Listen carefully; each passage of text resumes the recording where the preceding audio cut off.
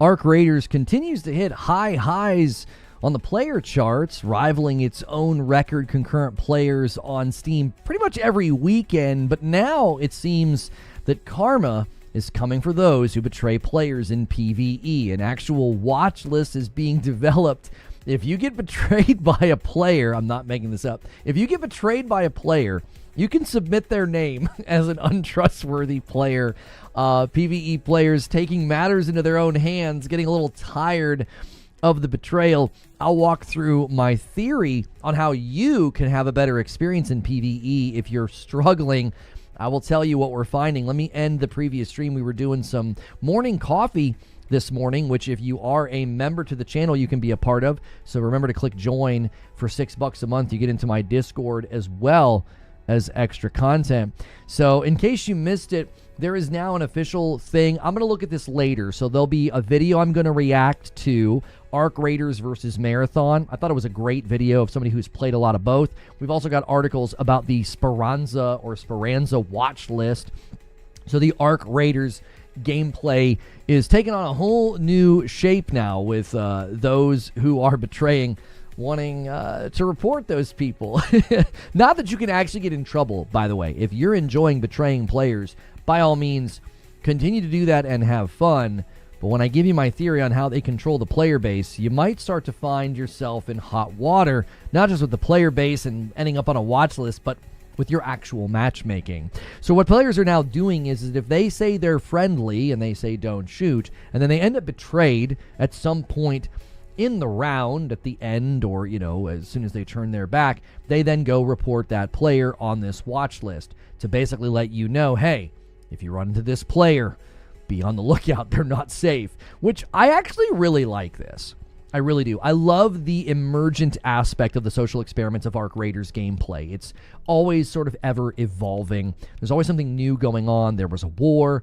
There's, you know, trends within the player base, within PvP and PvE and certain maps and trios and duos and the like. And having people basically say, listen, if you're going to betray me, I'm going to tell people to watch out for you because you're, you know, not to be trusted. Now, this goes hand in hand with something that many people have argued could be in the game, some sort of a reputation element to your profile. If you're consistently loading in and you're being friendly and you're extracting with other players, you know, they could give you a thumbs up. They could give you a, hey, that player was friendly. And that's over time. There might be some, you know, noise in the signal if somebody decides to lie on you, which wouldn't make much sense. But, you know, if 30 people in a given day extract with you and 20 of them say, hey, that was a friendly player, that could affect your reputation score. And if you go up to somebody and their reputation score is bad, or a frowny face, or they're known for betrayals because they keep betraying people throughout the day and they're getting bad scores from the player base, I think a reputation score or some sort of a bounty system could be a wonderful way to continue to add to the social experiment, essentially giving players the ability to self-police. They don't need to come in and do any sort of restrictions or bans unless somebody is cheating. I think that's obviously a non-negotiable. But in general, giving people the ability to say, hey, there are players in here that are friendly. There are players in here that are not friendly. There are players in here that are dishonest, rats. They're liars, right? Especially those who like to camp the extract points. Nobody likes you. No, nobody. Anyways, the actual point that I want to make, though, about the way that they're doing this is, I think, the right way to do it. Rather than, you know, just continue to complain about it, they're trying to take matters into their own hands, which brings me to my theory. If you would like to have a PvE experience in Arc Raiders, you actually have a lot of control over that. And I mean it. I really, really mean this. And you're going to want to listen very, very carefully. The best thing you can do is provide enough data and enough information to the matchmaking to outweigh all those times you've shot other players. Because I don't think it's sophisticated enough to know the difference between the aggressor and the defender. All it knows is you're shooting other players. So if you're trying to go in and you're just trying to have a peaceful time and you find some good loot and somebody starts shooting at you and you shoot back, and let's say you win the fight, all Arc Raiders knows is that you killed another player. You put another player down. It doesn't know that you didn't initiate the fight. It doesn't know that you're not the aggressor. So the best thing you can do to sort of curate your own experience is to commit to not shooting players. If that's something you feel passionately about, if that's something that would really, really help your experience to improve, the best thing you can do is just use free kit for as many games in a row as it takes to fix it and just never shoot back. If you've played, let's say, 20 games, and 15 of those games you've shot back, you've shot other players, maybe even successfully killed some players, well, that's 15 games to 5. That's more data of you shooting players than there's data of you not shooting players. And the way things work typically in an algorithmic-driven world that we live in, you have to give it more data to fix it. You basically have to have more games of you not shooting players than you do have of games where you are shooting players, if that makes sense. Picture a scale, and when that scale is lopsided to one side, if you have more games of you actually putting damage on bodies of other players, it's going to assume that you're okay with that, or that you like that, or prefer that, or that you're comfortable with Arc Raiders PvP gameplay. You have to switch those scales. That's why I think in the over 30 hours that I've played, even my nephews were playing on my account while I was up in Ohio. They wanted to try the game out, and I said, yeah, go ahead. I said, do me a favor. Don't shoot other players. You'll mess up my matchmaking. And they were cool about it. They're like, oh, that's fine. And they got me lots of cool loot, and they got me lots of cool stuff. And they, I think, were shot at and died from players maybe twice out of a bunch of games that they played. And they were going into different environments and different maps. They weren't just hanging out in the first map where I typically have been hanging out on the dam, just looking for different things for different quests and, you know, trying to level my chicken. So they had a very similar experience that I had had.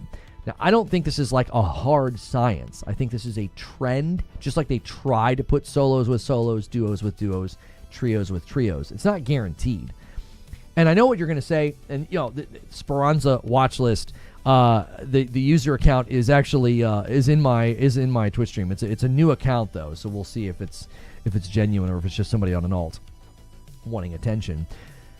But if you're going to push back and say, yeah, but people are still going to betray me and shoot me even when I'm friendly. Yeah, they probably are. But the more they do that, the more they're going to end up landing in violent lobbies, PvP lobbies, shooting lobbies, like players that, you know, are shooting each other. They're likely to end up in lobbies like that. So the player base generally trends in those directions. Skill Up has a great review on the game, and that was something that he talked about. He talked about one of the thrills of this game, one of the things he's just really loved is the collaborative effort of other players. That's so fun when you find people that work together. And obviously, you got to take the good with the bad. There are going to be people that shoot you in the back. There are going to be people that want to kill you as soon as they see you. I'm also going to give one last little bit of advice here, almost as like a Arc Raiders beginner's guide. You've got to be able and comfortable with using proximity chat. It's very easy on PlayStation. I mean, the mic's built into the controller, and you can just, I toggle... I don't want to do push to talk. I use it, I toggle it on, I toggle it off.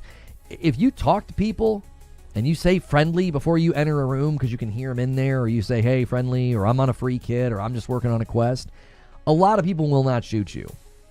A lot of times I think people are shooting each other because they scare each other. Like you take the guy by surprise and he thinks, oh, his gun's out, he's going to shoot me, so he shoots you, and then you shoot back, and you might be two friendly players kind of lost in the fray and killing each other needlessly. So proximity chat is one other piece of advice I would give you to really, really help your experience. So that's just a brief show open. I've got a bunch of stuff I'll do later in the show, articles and videos to react to, so look for those timestamps below. If the timestamps are not there, bark at me in the comments. Sometimes I forget. I have to actively do that when I'm done streaming.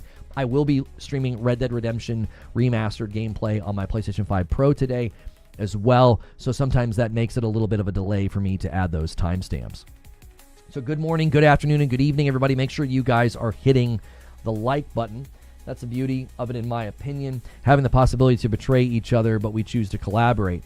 I argued that in a video where I said that people were missing out. I was like, you know, people, and funny enough, Skill Up argued the same thing in his video, that like, if you're sitting out of this game because you don't want to deal with PvP, you're missing out on a really fun experience.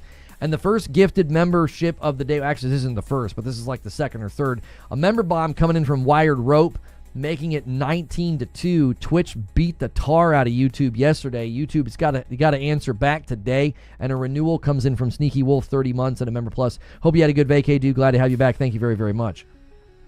Essentially, that's what I argued, is like, you're missing out. The reason it feels so fun to work with other people is that, like, the threat of it not working makes it exciting when it does work. Dudeness says, what's the point of all this? It's all going to get reset and your loot's going to go away. False. Not true at all. But I guess you can type it again maybe and see if that changes it. Sounds like two different kinds of players that are going to pull the game in different directions for the worse.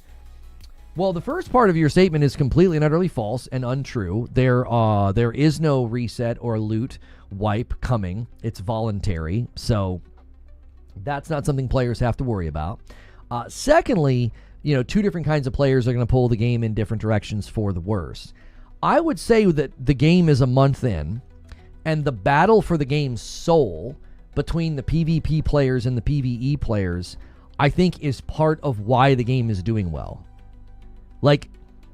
I mean that. I think one of the reasons that the game is doing so well is because people are on opposite sides of the spectrum, and they're sort of warring for the soul of the game. And I think that the more people realize the energy they put out in their Arc Raiders gameplay is the energy that's sort of returned to them. I mean it. I think that the mistake people are making is, I genuinely believe they're shooting back, and they don't realize that that's corrupting the whole progress. They're just getting frustrated and trying to defend themselves, and they're actually hurting themselves. They don't realize it. Hilly says, the best reputation system I have seen was DayZ. It was an Arma mod. When it was an Arma mod. You had players, and if you killed people, you slowly became a bandit. You started killing bandits, you became a hero. This was identified by appearance, so not sure how it would work in Arc. I mean, I love the idea of some sort of a reputation system where after you extract in Arc Raiders, somebody can give you a thumbs up or a thumbs down. Now, obviously, people could lie just for the sake of lying, but that would probably end up being noise in the signal. Because if they give you a thumbs up because you were friendly during PvE, and you're sort of getting marked as a friendly player, and they're getting marked as a friendly player, you're just helping Embark and the matchmaking become more sophisticated. So it wouldn't make much sense for a friendly player to get to the end and to lie about somebody that they worked with. So what's going to happen to a voluntary wipe? That's going to screw with the economy and power creep. That's a possibility, but you'd have to argue as to how that's going to happen. Because if I choose not to wipe, and you choose to do it, I still have to go in with the good gear. I still have to take the risk. And honestly, the difference between me with the best gear and you with normal gear, a lot of it literally comes down to who sees the other first. I mean, you can take somebody out really, really quickly with basic gear, with a basic gun. You don't need the absolute killer kit to win a gunfight. So, I don't necessarily think, you're going to have to worry about that. Players who wipe are going to be stronger. Yeah, the players who wipe are going to get perks and benefits for wiping. So, the benefit of not wiping is you're not starting over from scratch, but you're missing out on those perks and those benefits. I don't think the difference between the two is going to be a big chasm. Yeah, the wipe is intentional. The way Arc Raiders is doing wipes is actually, I think, really smart. It's completely opt-in. They're not forcing it on you.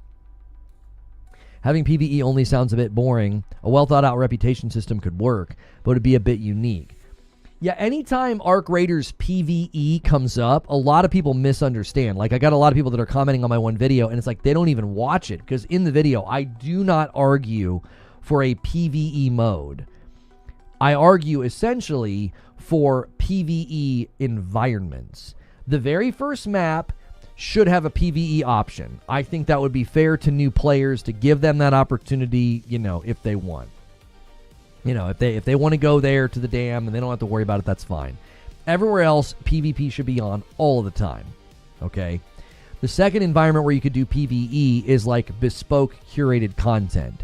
So a raid, a dungeon, some type of a piece of content where you're going in with 10 people or something, and you're all on the same squad. Well, you can't shoot each other then. You see what I'm saying?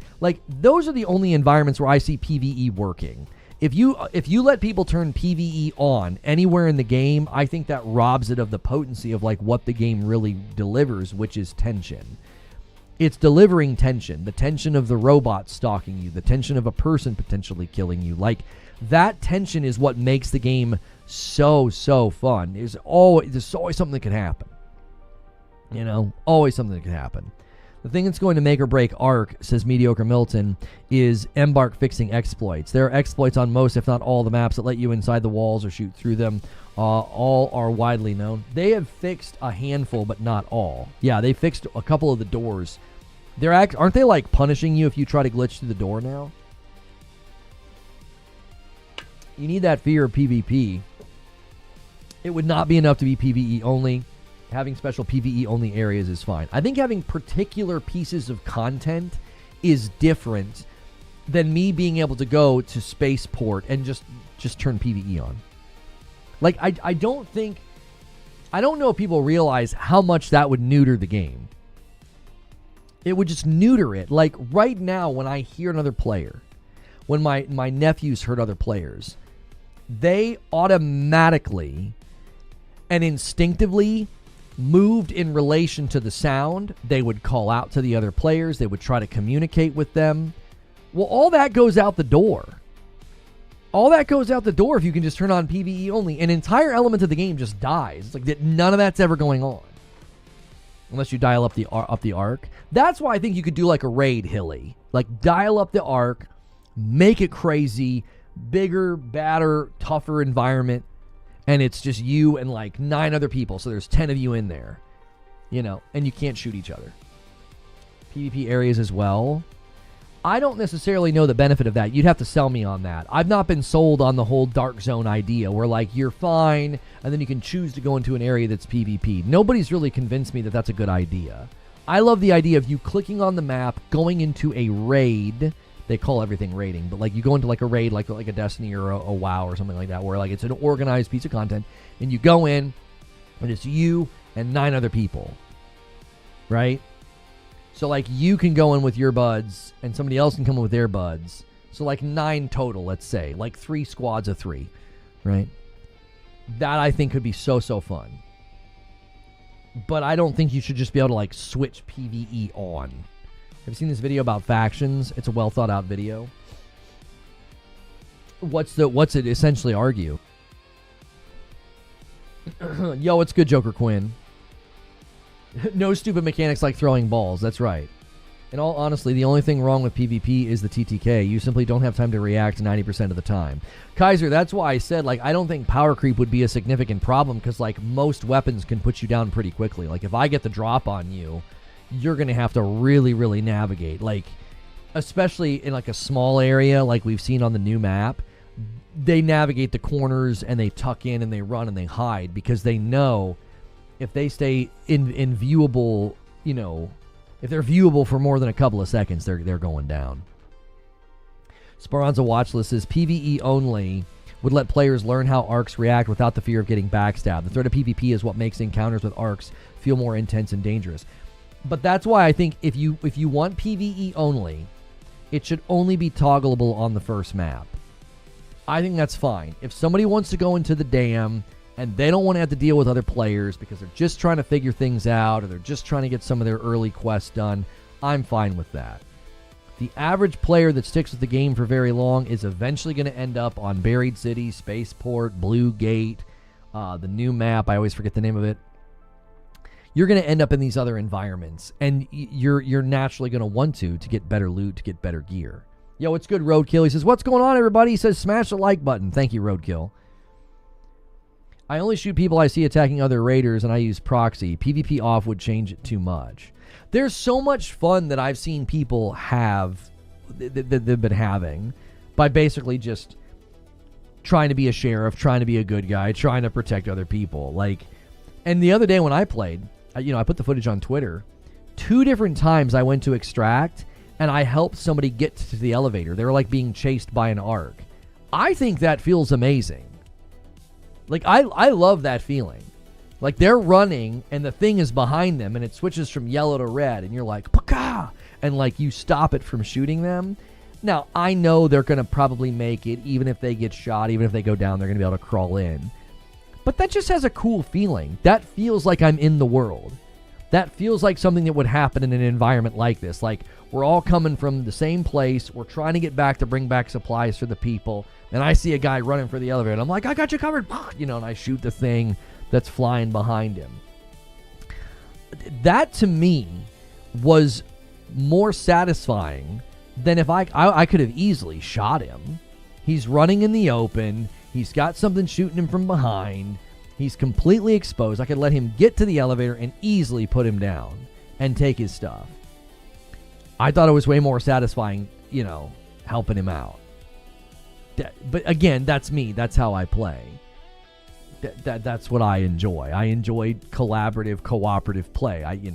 Whether it was like raids in Destiny back in the day or playing co-op games now, like Borderlands and stuff like that with my wife. Like I prefer that type of gameplay. But that's my preference. And see, I think that's the beauty of Arc Raiders, is if my theory is correct, they don't want me to quit for the wrong reasons, if that makes sense. Like, they don't want somebody like me to stop playing because, every time I play, I just get shot at and die. Well, that's not a good reason for a player to quit. You're basically quitting because you can't have the experience that you would like to have. They have a vested interest in giving me the experience that I would like to have, because then I'm going to keep coming back. And the same rule applies for the people that want to do PvP.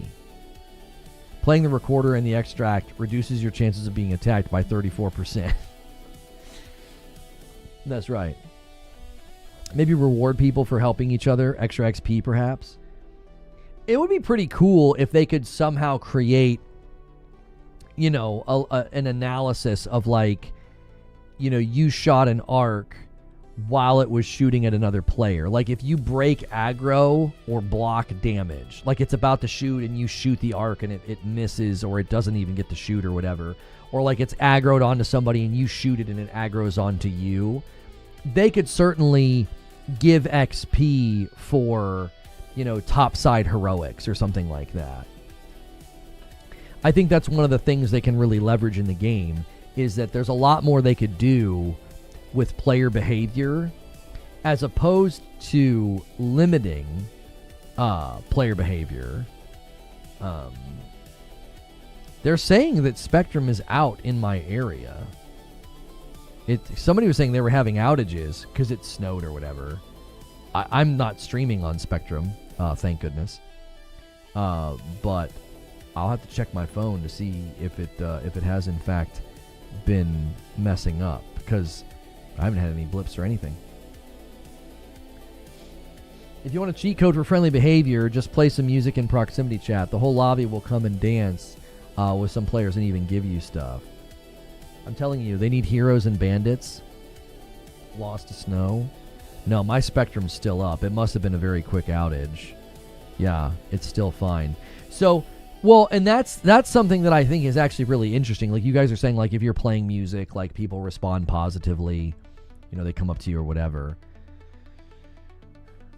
They're starting to understand that a PvE mode provides more longevity content, increasing the lifeline of the game. What makes you say that, Justice Fury? Did you read something? Did you see something? Because I don't know if I agree with you. I think at one point I agree with you that I think they could add PvE content that could certainly help the game's longevity and like make people come back for more than just like, I'm going to shoot people and get stuff today. But I don't know if I've seen anything to indicate that like the developers are understanding that you're saying a PvE mode.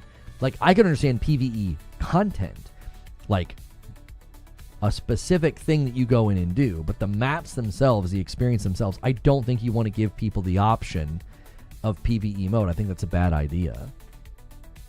I spoke French to a French dude. He thought it was cool, and he gave me a Torrente. Is that a gun? I don't know what that is. I'd rather keep it as it is with the social balance and not mechanical balance.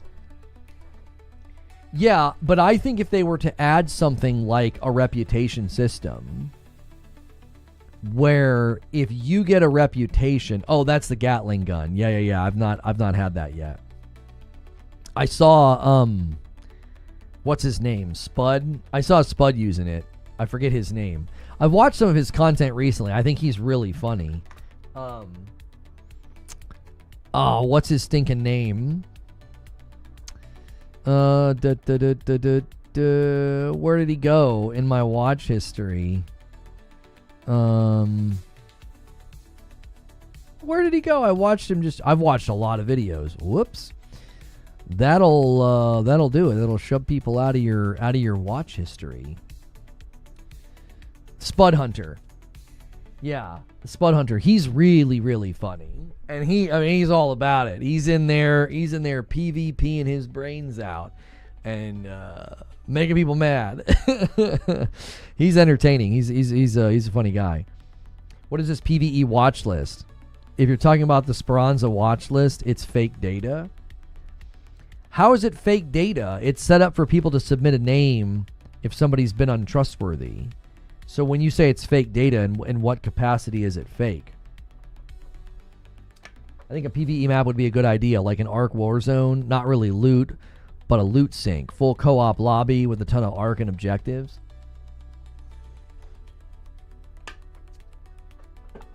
As soon as you say no loot, I'm like, why? Go to the website right now. Okay, hang on. I've got it saved in my room here for reactions. Okay, Arc Raiders Watchlist. All right. Before you peek into this not really classified Raider intel, keep in mind, none of this is actual Raider data. It's all fake. All data about Raiders on this website is fictional and auto-generated. This website is a fan-made satire tool for entertainment purposes only. The Raider information reports and statistics you see are not real player data. Real player data is... no player data is tracked, stored, or displayed. This is not an official Embark Studios tool. All information is generated for role play and entertainment purposes. Type the right word to confirm you understand you read this text. Oh, they want me to write understand. So they make you read this. So you can report a Raider, and it's what does it do? It just completely generates like a fake story about them. I thought for sure this would be a funny thing to do, because if there's a guy that's got like 20 reports on him in a day, you look him up, like you're sitting there running with him, you're like, yeah, man, let's extract together, and you're like with your laptop next to you. You're like, oh, I see, this guy's betrayed people 20 times in a row. And you're like, booga! And then you like shoot him anyway. Let me search for a Raider. Oh, I don't know I don't know the number. I want to search for myself and see what it says. I still receive emails from people that are complaining about how the data looks fake. So it's literally designed to just be funny. So like if I report somebody, nothing happens. How it works. This app is fan-made. Okay, it says got betrayed, wronged, or backstabbed. Okay. So here's a website. If a Raider ruins your run, ambush you after pretending to be friendly, or acted like a champion rap, you can immortalize the moment here. Just vent about it. Grab their Embark ID at the end of your match. Open the recap screen. Copy the player's full Embark ID. Head to the app and submit a report for surface incident with the Raider. Okay? Future Raiders will see it. This is just a fun fictional tool to keep track of who betrayed whom on the surface. You see it at what's a Raider's reputation system would look like if it was made, like if it wasn't in a satire. All data on the website is fictional and generated for role-playing purposes only. No real player data is stored or tracked. At first we wanted to store real data, but for legal reasons we had to make it fictional. Okay, so when this initially was reported, the goal was to track data on player behavior, and they've decided to not do that. I thought we were getting a PvE mode for multiplayer. I won't say that you're not going to get a PvE mode. Okay, Metroid Prime has leveled out at 80. Those of you that were curious, it's got 57 reviews so far. It's at an 80. We'll be checking that out later this week. If you've got questions that you guys want to submit about Arc Raiders and other things going on in gaming news, be sure to submit that. It would be good to see players have an infamy ranking. The higher the rank, the more betrayals they've made. Embark probably stepped all over that idea. Yeah, I think Embark needs to do it internally. They need to do it internally so that they can, you know, basically provide players with information in the game. Lono 6969. Yeah, it's not me. Surface Troublemaker. Not pure evil, but definitely the reason someone lost their loadout today. Total reports by other Raiders. 115 reports. Okay, so you just put in a random name, because that's not me, obviously. My name in the game is not Lono. Hashtag 6969. Okay, so they're not actually doing it. They're not actually tracking it. Okay. I think that's what they were going for. Embark will never do that. I could see that. I don't know. I could see them doing it. I could see them saying, like, you can, I don't know. I think Raiders should have a reputation system. You could even have an NPC, you know, that's all about going up and being a bandit. And the better your bandit rating, the better stuff you can buy from him. And then you could have, like, you know, a sheriff, you know. And if you're going up there and you're being a peacemaker, then, you know, your peacemaker rating goes up. Any name with 4 digits will work. Okay. So I'll be reported as a traitor even if it is kill up front. They'll report me wrong. Cool. Well, not necessarily. Like, if you played 10 games, 8 of which were friendly, and those friendly people gave you like a thumbs up or like a friendly rating at the end of the game, and then you got into 2 games and somebody shot you and you shot back, and then they reported your reputation as being like the aggressor or whatever. You have to understand that, like, a reputation system would work itself out over time. You know, you play 100 games in a week and you're friendly the vast majority of the time, then you'd have a friendly reputation. Like, a couple of people or a couple of games wouldn't be able to ruin your rep. That would be very weird. Now, obviously, you'd have to limit it to people that you've actually had engagements with, right? And they could even bake into a system like this. Like, if somebody reports you for not being friendly and you never put a single bullet of damage on them, I feel like that report should get tossed out. Like, they should be like, no, this person wasn't in here shooting other players. You know, this is a bad report. Like, if you and I extract and we never shoot each other, and I'm like, haha, I'm going to report that person, you know, for being a betrayer. And then Embark would be like, but they didn't shoot you. That's an illegitimate report. You know what I'm saying? Like, you probably shouldn't even be able to report somebody for being unfriendly if they have not shot you. Like, that would be stupid. Like, obviously, proximity chat, they could be like, hey, I think your mom's ugly. And you're like, oh, I'm going to cry. You know, and then you want to give them a bad report. But in general, I don't think that's what the reputation system should be about. The reputation system should be about whether or not you're a friendly raider or a PvP raider. When people ask friendly and I say no and shoot, they'll repay me as a traitor, as they should. That should be your reputation in the game.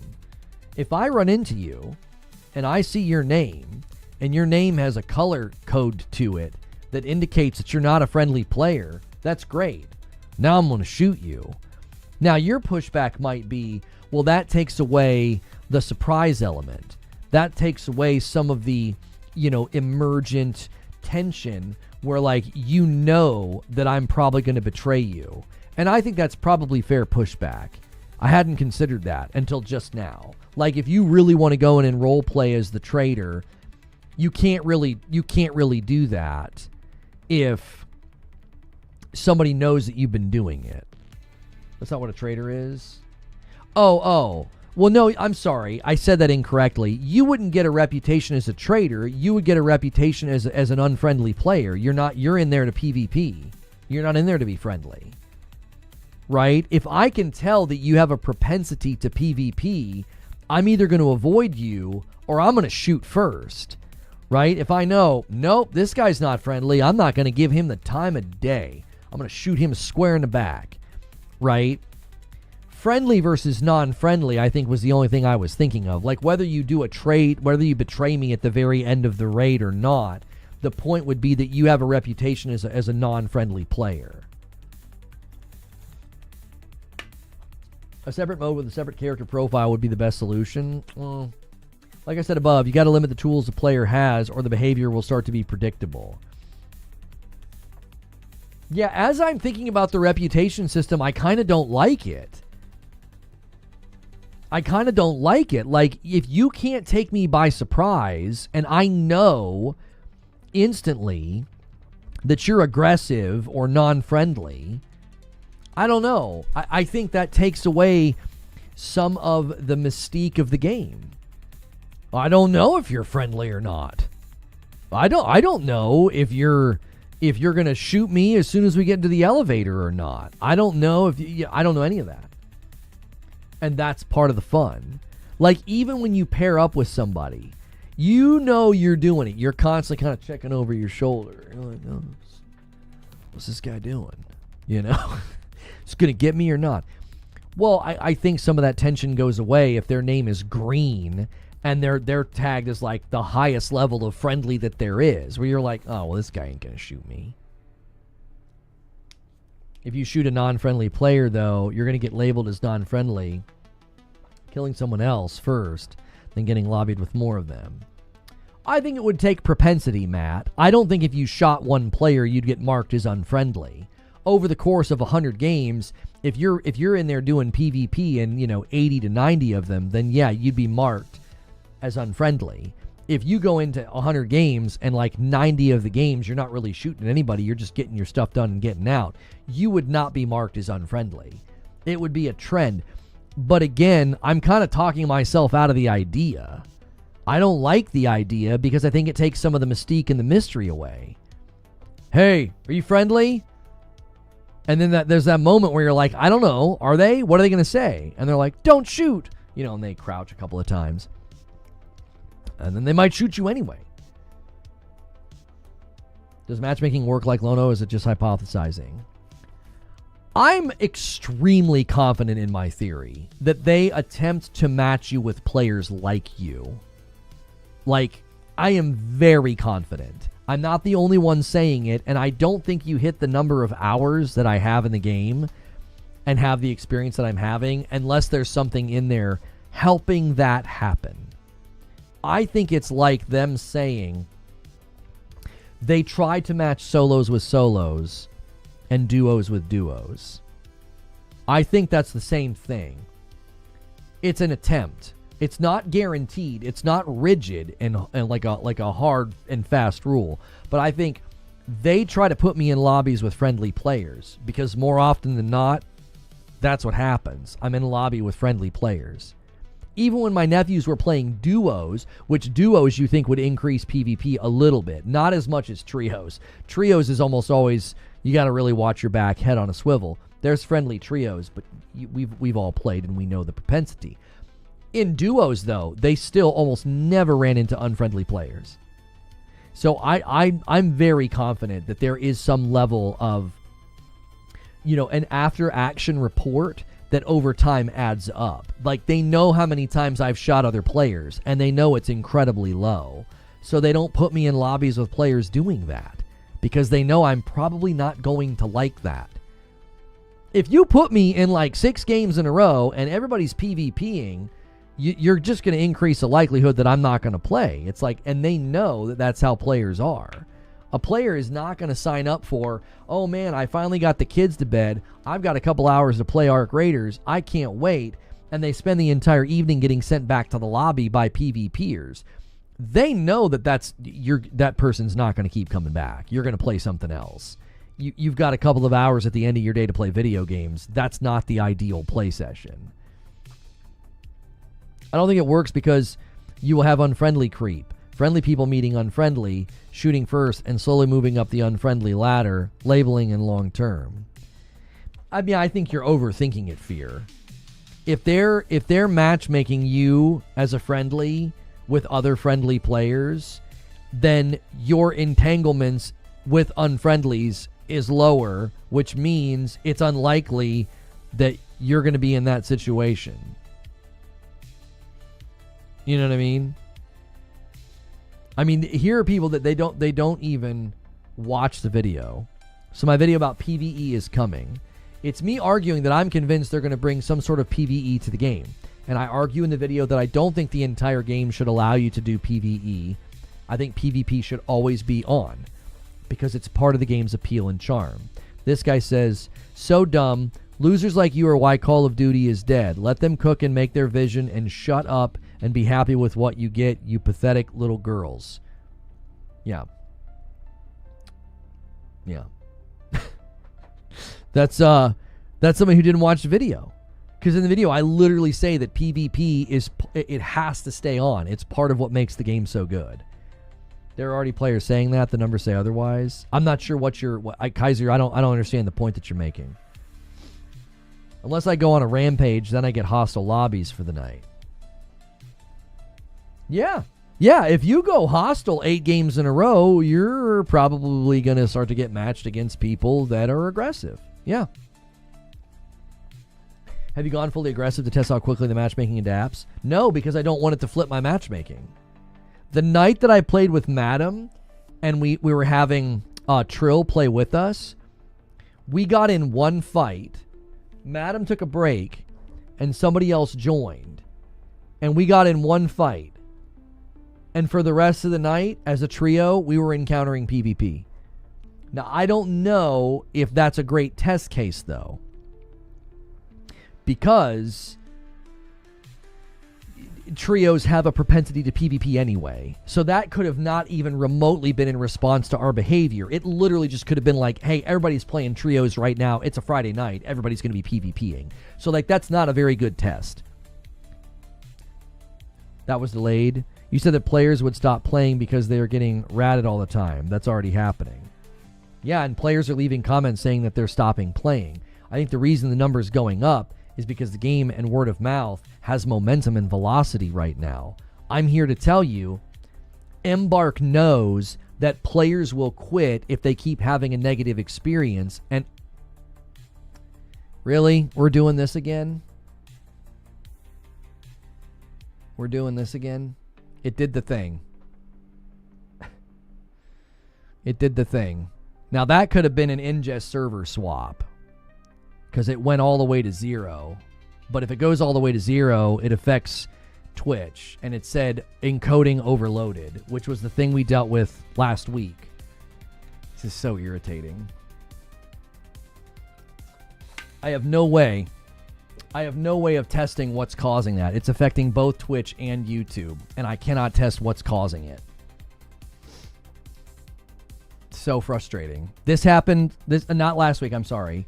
This happened the week before I went away on Thanksgiving. I rebooted the entire computer, we updated the drivers, and then the problem went away, right? And then just now it happened. Bitrate goes all the way to 0, and both platforms suffer a blip. So audio didn't even break. If audio didn't break, then hopefully it's not the problem that we were having last time. Maybe that was quite literally just AT&T having a blip because of the weather. Hopefully, that's what it was.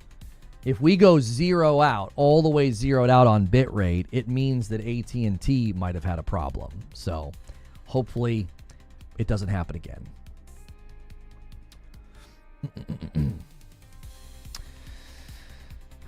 I hate being ratted, but to be honest, I love to have the liberty to rat if I want to. It's a small price to pay. When you can, hang on. A $5 super chat from the OA. Check Darth Trooper Gaming on YouTube. He made the faction video I talked about. It's the factions and bounties that will save Arc Raiders. Okay. Was the encoding reading 0 on OBS or on the stream dashboard? OBS literally got an encoding overloaded for like a split second. This happened the week before Thanksgiving, Parasito. Like, I can literally see on my task manager that the bitrate goes down to nothing and then comes right back. I don't know what it is. If it was just AT&T, then the encoding overloaded doesn't make much sense. It's like the GPU is doing something. It's like the GPU is cycling or something, and we turned off the GPU scheduling thing. I've updated the drivers. I literally did the Control-Shift Windows B thing. I do that at the start of every day to like reset the monitors and the video card, or whatever that does. I don't know. I have no idea. It was happening the week before Thanksgiving. Made me start late the one day, and we've been streaming for 2 hours. When it was happening before I left, it was happening like every 7 to 8 minutes. So the fact that we've made it 2 hours and it just did it, it could have just been a blip in the system. It could have been AT&T. It could have been the GPU cycling for some reason. I don't know. I'm also running the combined stream app, combined chat app, which I was worried was causing problems as well. But does the internet bandwidth impact the encoding? If the bandwidth drops, does the card try to encode at lower bit rates to match? Well, it goes to 0, Zoob, and then the bandwidth spiked way up and then settled. So maybe the spike way up is what caused it. I don't know. OBS reads overload as too many frames in cache relative to time elapsed. Might have been Windows background task. I can send you some software to nuke the Windows BS if you haven't already. I'm open to that, Paris. My question is, what is going to keep PvE only players around? There is no endgame once you hit level 75 and get all the blueprints. What else is there to do? Well, this is the genius of Arc Raiders and how they've set the game up. Okay, so the genius of how they've set the game up is I'm just going to put my headphones on because I want to like hear if anything happens at a system level with the music and stuff. They can add new units, new weapons, new maps, new events. They can do all kinds of stuff. Like, it's some level, it's kind of limitless what they can do. They have it's obviously not Helldivers, but they have that Helldivers advantage, I'll call it. Helldivers 2 can always add new units, new weapons, new ways to fight. You know, tanks, vehicles, weapons, machine guns, you know, rocket launchers. There's not a whole lot of limitation there, right? And so the freedom that Arc Raiders has is they can constantly do that. They can add a whole new threat. They can make the Queen look like a joke. They can make the Leaper look like a joke. They can add new weapons that are designed to take down these new threats. Right?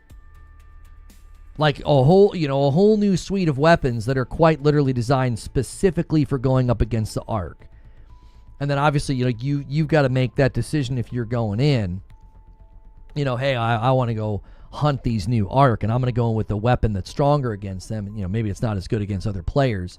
And so you and your teammates have kind of got to, weigh that when you're going in. You kind of have to make that decision. Literally just played Helldivers and tried the minigun, and it's amazing. Right, and I think one of the things that's in Arc Raiders' corner is the thing that people are complaining about, which is the PvP. Because if you add new content and you add new elements of the game, there's always that mystery, there's always that tension, there's always that fear that adds a level of like potency and like it's more memorable, right? Like you remember some of the crazy moments and you remember some of the crazy games. And one of the reasons you remember it is because, you're basically, you're having an experience that's been, somewhat heightened by the potential threat of other players. So I would argue that they have that as an advantage. And I honestly think Helldivers kind of loses that as an advantage. I think Helldivers, unfortunately, like the last time I played it, and they had like new stuff for people to do. Oh, wait. No, that's really strange. Huh. Yeah, that was really strange. Like the gold disappeared and everything when that blip happened. That tells me something happened with the GPU. Like, why on earth would that happen? Why would that... A bitrate issue would not cause my overlay to disappear and to, like, glitch out. I don't know. That's even more bizarre than just like a bitrate fluctuation.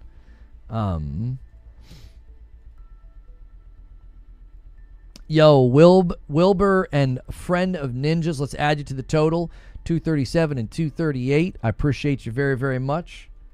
Thank you, thank you. Let's get you on the board. Let me get my fan funding here so I can see what's going on. Is that overlay in OBS? Is OBS the problem? Yeah, it could be OBS is doing something. Yeah. It could be OBS. I don't know. Is that member goal a plugin, element, or a web source? If web source, try disabling OBS hardware Excel. It's a web source.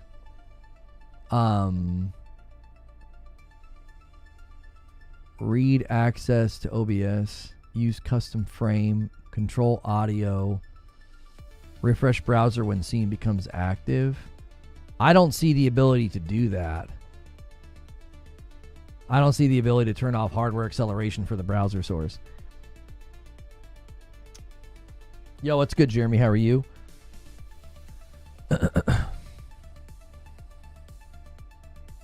Disable hardware Excel on the web source itself. I don't know how to do that. I'm right-clicking it. I'm going to properties. I'm not seeing that as an option in here.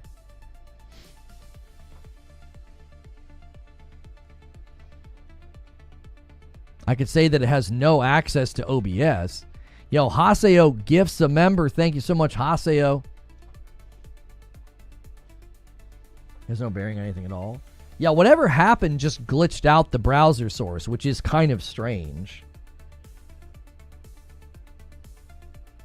Settings, advanced sources, enable browser source hardware acceleration. Okay.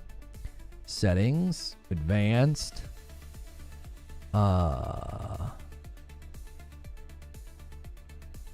Enable browser source hardware acceleration. The program must be restarted in order for this to take effect.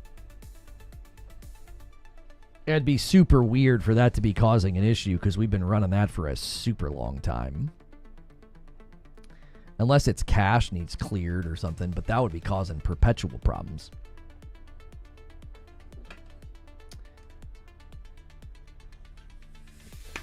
Well, we'll see if the problem persists. If it doesn't come back, then it could have just been something as simple as AT&T had an issue that's been resolved. And another one comes in from Haseo. I know what he's trying to do. He's trying to set up a 10-bomb dunker.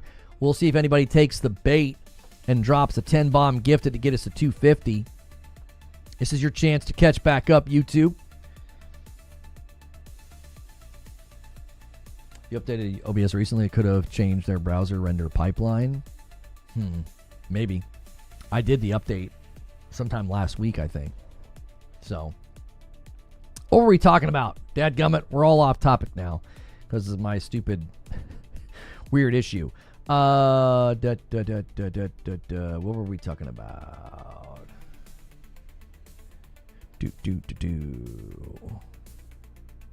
Corey says, I have zero interest in playing Arc Raiders, but I'm enjoying watching the discussion about PvE versus PvP. Personally, I don't think this game... Oh, yeah, we were talking about, like, longevity and,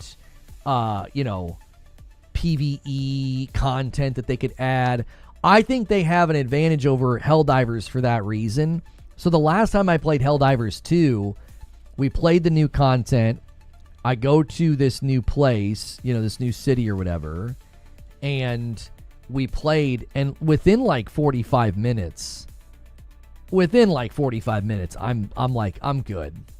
Because it wasn't transformative enough. Like, it was fun. I wasn't like having a bad time. But it wasn't transformative enough.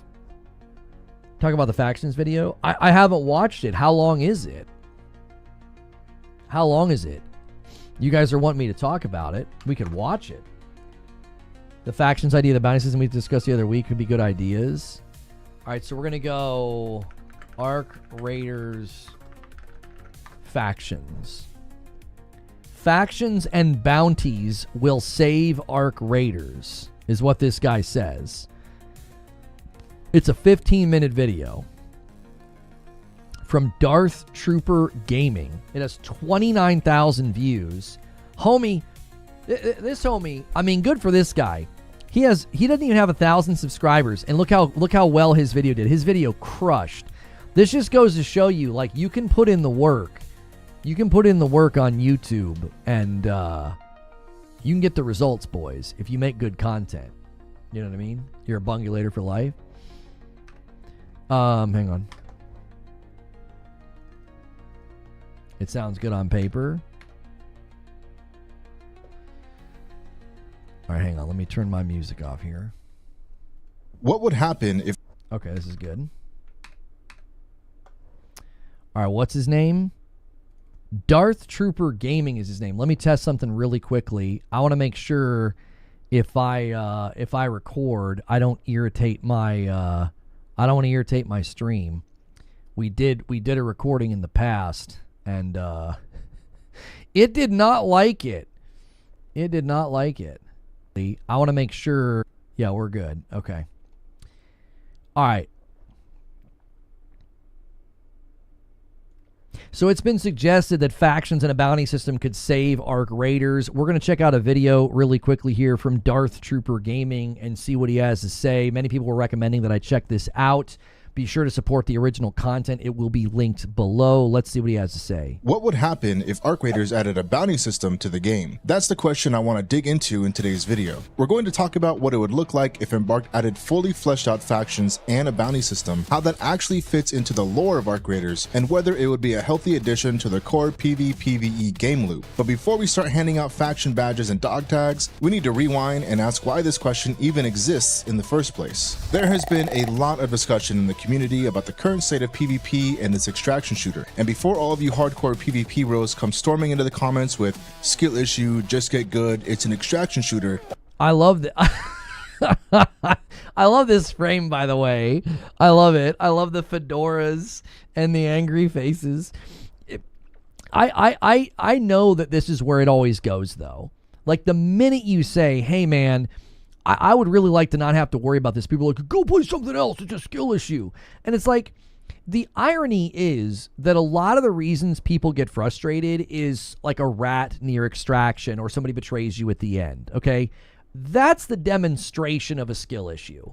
You're not playing a straight-up PvP game where it's you versus other players. You're shooting people in the back. You're hiding in the bushes, and you're waiting for somebody to extract. Like, that is always the irony in these conversations. Like, if you want to play like hardcore PvP and you're just throwing down on the map and other players are shooting at you, man, then mad props to you. But don't act like ratting at an extraction or betraying somebody is a demonstration of skill. Like, get out of here with that nonsense. That is quite literally the demonstration of no skill to do that.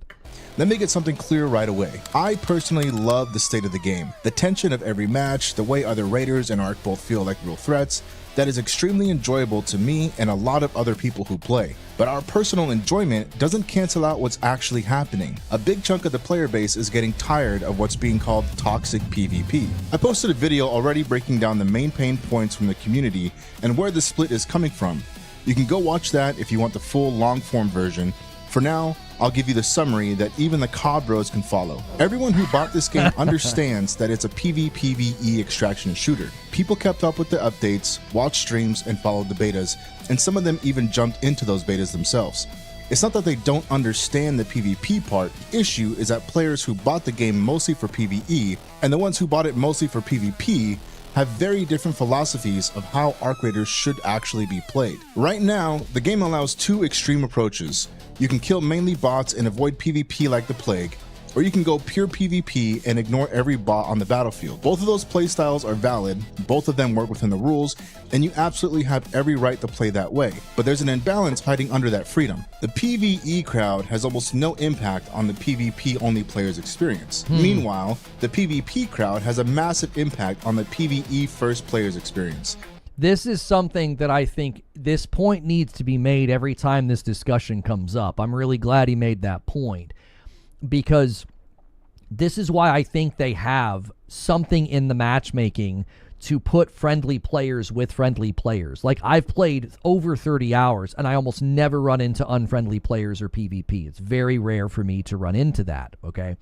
And I think that's on purpose, because I think they know the hardcore PvP guys that kill on sight or hide at extract or betray or whatever they're doing, and no judgment if that's how you're playing the game, but they know your impact on my experience is insurmountably greater than the impact I'm going to have on your experience, because I'm opening drawers, looting, shooting arc, and leaving. Okay, like, I can't impact your game that much. Like, maybe you could argue, oh, you're getting loot and I can't get it. But given how quickly you can loot up in this game on certain maps and run certain routes, I really don't think you can argue my impact comes anywhere near the level of impact PvP players can have on mine. So I do think this is a point that needs to be made. I also think this is one of the reasons why I believe Embark has stuff in place to make sure you're having a good time.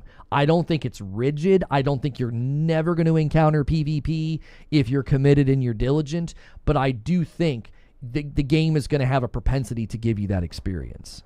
And that's where the problem begins. If PvP players, using their agency, decide to shoot every raider they see, especially in solo queues, there is a long-term consequence. Eventually, the PvE players will just leave. And I know a bunch of you PvP players in the back are probably cheering at that like, good, less Care Bears, more real fights. But let me explain why that's not actually what you want. If the PvE players leave because of toxic PvP, you're left with a mix of pure PvP and PvPvE players. The people who enjoy both PvE and PvP will stick around for a while, until they realize they can no longer participate in the PvE content because every attempt is instantly swarmed by squads looking for easy kills. When that happens, the mixed crowd will move on to another game that respects their hybrid style. Now you're left with just the pure PvP players, fighting amongst themselves in a world that no longer cares about the arc, the economy, or the fantasy of reclaiming the surface. Everyone just runs free loadouts, nobody cares about progression, and the game's identity slowly dissolves. And I think that's a very, very good point to make as well,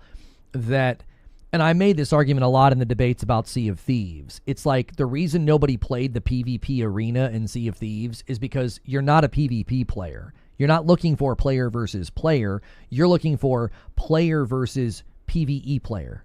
It's so much more nuanced a lot of the times than like, oh, I want PvP. Okay, sure you do. That's why you're playing a game where people are distracted and not paying attention and working on quests and loot and opening things. Like, if you want PvP, you would go and play a PvP game. Arc Raiders, Sea of Thieves, these are games where a lot of the times the people that want PvP, what they really want is player versus PvE player. They like that because it enables them to grief and have fun and be toxic. Now, again, I'm not saying that you shouldn't play that way. I'm simply drawing a categorical difference between a player who's all about PvP and players who are like, man, I really like messing with somebody who's working on a quest or is doing something and they're distracted. And I think that's a key point, because as he's saying, if you run all the PvE guys out of the game because they feel like they can't get their footing, what you're going to be left with is not going to be nearly as enjoyable. That honeymoon period is going to fade really quick. And I'm here to tell you, Embark knows this. I think the propensity in the matchmaking is there to quite literally keep a very good mix of players in this game. That's what they want. They want a mix of all three types because it'll keep the game healthy and it'll keep everything running at an optimal level. Here's the uncomfortable truth. A lot of players who claim they want pure PvP only want it if it's easy. The ones who genuinely love sweaty, high-stakes PvP will always find a game to fit that current meta better. See, he's saying the same thing I just said. Like, I've not watched this video before, and he's on the exact same line of thinking that I'm on. The goal of Arc Raiders is not raw PvP. It's the harmony of the PvPvE loop, having both the Arc and Raiders be threats at the same time, not knowing who to trust, but still feeling like everyone is, in theory, fighting to reclaim the surface. So that leads us to an interesting idea.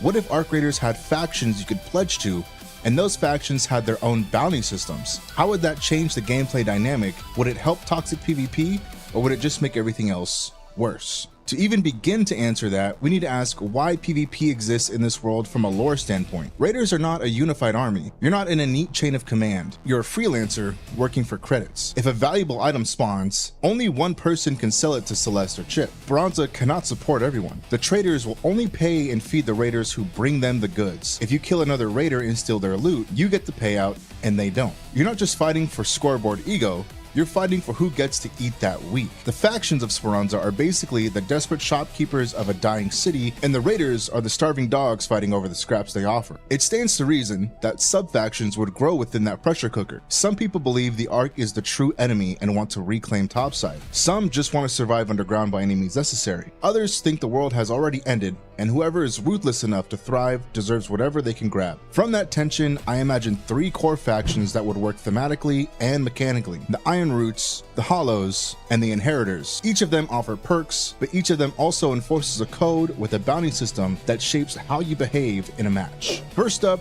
we have the Iron Root. These are your enlist, resist, loyalists. They look at Raiders killing Raiders and see it as a straight up betrayal of humanity. If you pledge to them, you're signing up to be the team anchor. They value protect. Yeah, because somebody was arguing earlier, asking, it might have been Eugene, like, in this environment, what morality would there be? And I think that's always a thought experiment that you see in post-apocalyptic environment movies and TV shows where, you know, you have the people that try to maintain a sense of morality and good, you know, and helping others. And then you have the people that are like, no, it's every man for himself, right? Survival of the fittest. I would say that even in the context of Arc Raiders, there's a reason to work together and to not kill each other, right? Even in The Walking Dead, right, the show, like, Negan saw people as a resource, so you weren't wanting to, like, needlessly kill them. You wanted to leverage them as a resource to do work, farm crops, you know, whatever.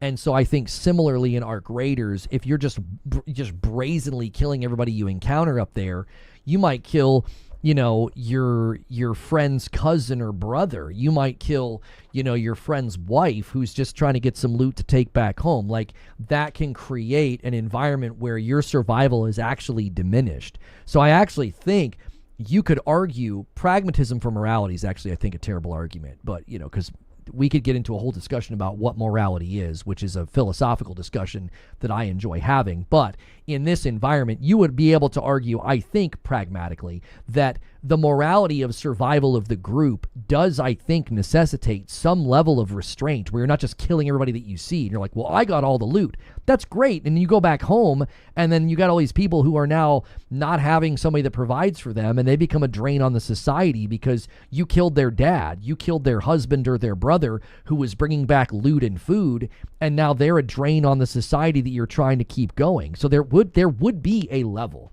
of survival of the group dictating that you aren't just going up and killing everybody, right?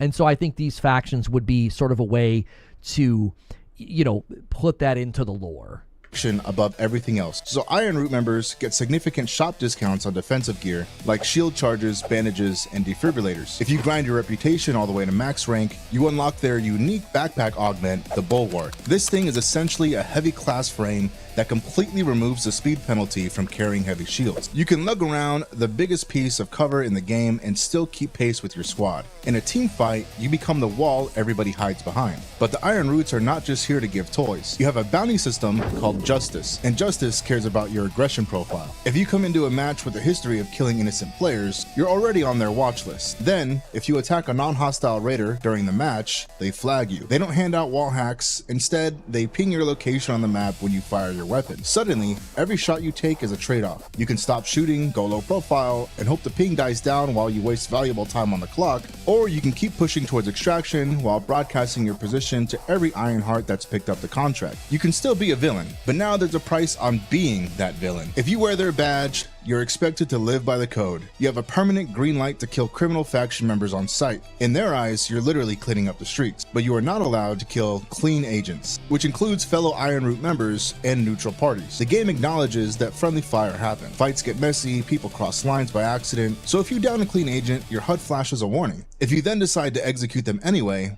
that becomes a conscious choice. You take the strike and the system remembers. 3 strikes. He's put a lot of thought into this because he's thinking about all of the fringe cases that would happen, right? You shoot at somebody because they shot at you and that you were both just spooked and you're both friendly or you're both wearing the badge, right? And you down them. Well, then you have the opportunity to defib them back up and then you're fine. You don't get a mark against you or whatever. Like, he's actually put quite a bit of thought into this. And I think it could work rather well. The only thing and concern I would have is we were talking about this before this segment, and I thought that, you know, if I don't know what you're going to do, that creates a really cool mystery and a level of mystique and like, oh my, there's tension. If that tension goes away because the minute you see a player, you know what they're going to do, I think that could harm the game to a certain degree. This would have to be something that only you really are aware of because it benefits you. You're ranking with the faction, the loot and prices that you get from that faction. If I can look at you and instantly tell, I would worry that would hurt the experience because that takes some of the mystery and tension away. It would have to be something that is very self-focused. So now you do have people in the game that have that propensity of being friendly and they're working together and you're like, hey, who are you with? Oh, I'm with the Iron Roots or whatever.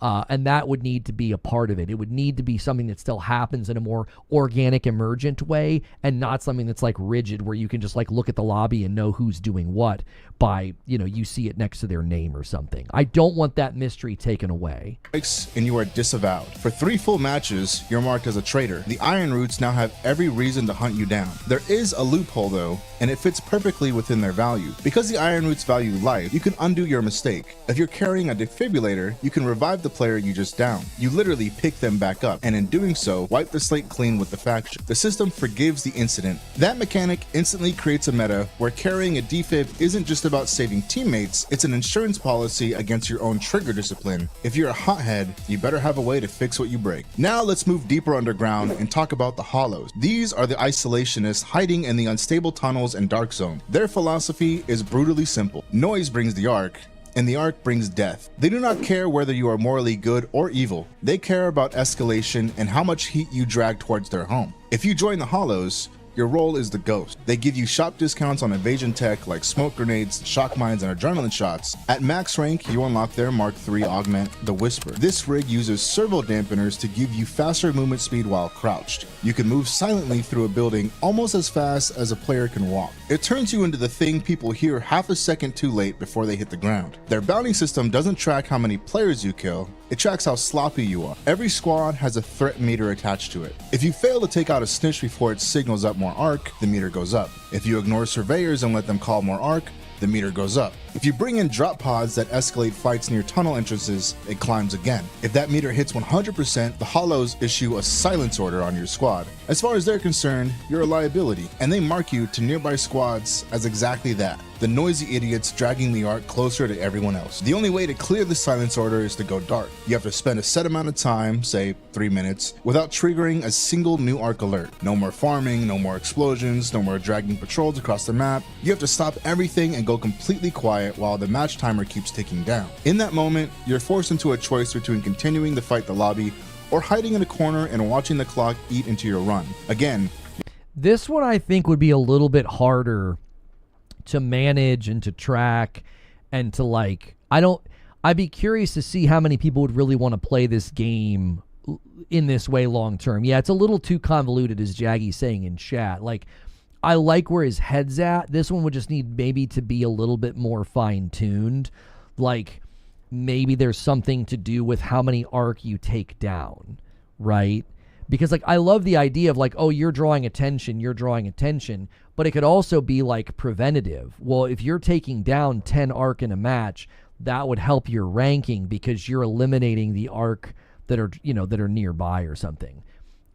Drawing attention, setting off alerts and alarms and snitches and stuff, that some of that's just so difficult to manage. Like, sometimes you like literally are just like walking and something sees you through like 3 trees and it signals the alert. So I like the idea. I think this would need a little bit more refined because I think it'd be really hard for players to enjoy this because so much of what would hurt your rank would be accidental. Your playstyle isn't banned, but there is a cost. If you pledge to the Hollows, they expect even more from you. Your threat meter becomes more sensitive than normal players. It feels about 30% fast. That means you have to be cleaner and quieter than everybody else. If you still manage to blow it and hit 100%, you fail what they call the discipline check. They don't yell at you, they hit you where it hurts, your wallet. For the next 3 rounds, any loot that you sell to a vendor is purchased at half the normal price. You're working for 50% pay until you prove that you can keep your head down again. They don't stop you from causing chaos, they just make sure that incompetence and noise are not profitable. Finally, we have the inheritors. These are the aggressors, the top tier scavengers, the ones who look at the apocalypse and see a business opportunity. They don't care about justice, they don't care about noise, they care about value. In their eyes, the Exodus left the world to the strong. And if you can't protect your loot, you don't deserve to keep it. If you pledge to the inheritors, everything is about money. They give you a special fence bonus. Any loot you extract that was stolen from another player's corpse sells for 50% more than its standard value. They literally pay you extra to be a bandit. If you grind to max rank with them, you unlock their Mark III augment, the Mule. This looter class augment gives you the maximum inventory slots in the game and uses a gravity displacement mesh to reduce the weight of stolen loot by 50%. You can wipe an entire squad, scoop up every piece of heavy gear they were proud of, and still sprint to extraction like it's no big deal. But even the inheritors know unregulated greed can blow up in their face, so they police it with a system called the greed threshold. For the first 15 minutes of a match, you're safe. The system doesn't bother you. Once the timer hits the halfway mark, it scans your backpack. If your found loot exceeds 300,000 credits in value, you get a warning, high value cargo detected. From that moment on, you are marked with a gold zone on the map. Any inheritor that picked up the contract will get a ping of your location every 3 minutes. They won't know your exact location, but they know the region you're operating in, and they know you're carrying something worth dying for. That gold zone turns a normal public extraction into a potential suicide. Public extract calls take about 45 seconds to arrive, and 45 seconds is an eternity when every inheritor in the server knows there's a walking paycheck somewhere in that circle. Yeah, again, I think that I love his ideas and his concepts. I think when you get down into the minutia and the details of his ideas, it can get a little complicated. Like, wouldn't you want to just pick the first one and then you could loot like crazy and not have to worry about this? Like, yes, obviously in this one, you're going to be turning the stuff in and getting a better return. So it's like high risk, high reward. But I wonder if you're going to make basic engagement with the game, too punishing depending on the faction that you pick. It needs to be very basic and straightforward. Like, are you neutral? Are you friendly? Are you unfriendly? Like, you'd have like 3 factions kind of along those lines where you have like bandits and you have like people who are more, diplomatic, and then sort of something in the middle. Something like that I think would maybe be a little bit better, because I love the badges and I love the initial idea, but I think he's getting into a realm that's so complicated, it would be very, very difficult for players to track. And also, you want players to feel empowered, and I feel like this would be like a big distraction and something they'd have to be like paying attention to. Right now, it's like you go in, you get loot, you get out, right? You got Arc, you got people. You got to work within those basic categories and those confines so that somebody feels like this is an enhancement to the game, not something that becomes a distraction. The first one he mentioned just completely outweighs benefit-wise and risk-reward in comparison to the other two. Right, that's what I'm thinking, Wolvie, is like the other two sound so punishing, who would pick them? You would just pick the first one and just continue playing as you're playing and get the benefits of like better, more defensive loot. Smart counterplay is preparation. If you bring a Raider hatch key, you can dip out instantly and cash in. If you didn't, you have to fight to keep that loot and survive long enough to get out. The whole reason to risk it is that if you successfully extract while marked, the inheritors pay you a 1.2 times multiplier on that run. You're basically getting hazard pay for being the bullseye. There is one more rule to being an inheritor: don't eat your own. If you kill another player who is also pledged to the inheritors, you trigger something called the blood tax. The tax is calculated at a 1-to-3 ratio. So if you kill a fellow inheritor who is killing 75,000 credits in value, you immediately owe the faction 25,000 from your own stash. If you can't pay, you get flagged with a debtor status. You are not exposed to the whole server, but you are marked specifically to other inheritors. They can see your debt, they know you wronged the faction, and they're allowed to hunt you down, kill you, and turn in your tags to claim that debt money for themselves. So again, I think he'd be really good at game design, because I think he thinks through systems and the give and the take and the pluses and the minuses and the back and the forth. Like, I think he actually is very good at this. I think he's bringing a level of complexity to Arc Raiders that people would not enjoy, though. I think it'd be a bit too much. You could take the principle of what he's outlining and you could implement it, right? Like, the principle here is very good. The details are a little too much. So I think, like, big picture, he's really done excellent work here. I even think he could probably work on a game. I think he's got good ideas and good insight. It just, I don't think this is necessarily a match for, Arc Raiders currently, which still doesn't mean that Embark can't benefit from this video. I think this video could give them some really, really good ideas. Yeah, like what Yanna did saying, like a watered down version of this could be so fun. It really could. And the cosmetics that could come from it and the identity of your player could be very, very cool. Your debt is cleared and the faction books are balanced with your life. Now, before we talk about squads and how these factions mix together, there is one big clarification on how these hunts actually work. You do not get this intel for free. Just because you pledge to the Iron Roots does not mean that you walk into a match seeing red dots everywhere. The UI is still clean by default. To participate in the hunt, you have to make a choice before you ever hit the surface. You need to visit your faction vendor in Speranza before you load into a match and pick up a specific active contract. If you don't equip the contract in the lobby, you don't see the targets in the game. That means you can absolutely choose to have a chill run where you ignore the politics, just focus on the PvE and extraction. The important thing is that contracts are opt-in. You decide in the lobby whether you are going to involve yourself in the bounty game that match or whether you are just there to survive. But to be this I like. If you did have some level of reputation, let's say you wanted to go rat hunting, right? And there's a player who has earned themselves a reputation of being a rat, right? They're killing people at extract, and you accept a rat hunting bounty. That could be pretty cool. Like, you literally go into the match knowing, like, yeah, I'm going to be given a general location of this player, and they're a rat, and I'm going to try and kill him for the bounty. I'm going to try and take him out. I think that could be really, really cool and add some other risk-reward element of, like, someone who camps the extract 18 games in a row, all of a sudden they trigger the bounty and they're like, oh shoot, every time I play now I'm hunted until I get killed. Crystal clear, no one is immune. Your faction pledge determines who you prefer to hunt, not who is allowed to hunt you. The rule applies to everyone equally. Your badge gives you perks and defines your penalties, but your actions in the match determine whether you become prey. So you always have to watch your back, because you never know which faction you just angered. Now, this is where the final puzzle piece comes in, because you absolutely cannot split player bases in a live service game. If I can't play with my friend because he picked the green team and I picked the red team, I'm not gonna play. The second the game tells me I can't squad up with my buddy because of a menu choice we made 3 weeks ago,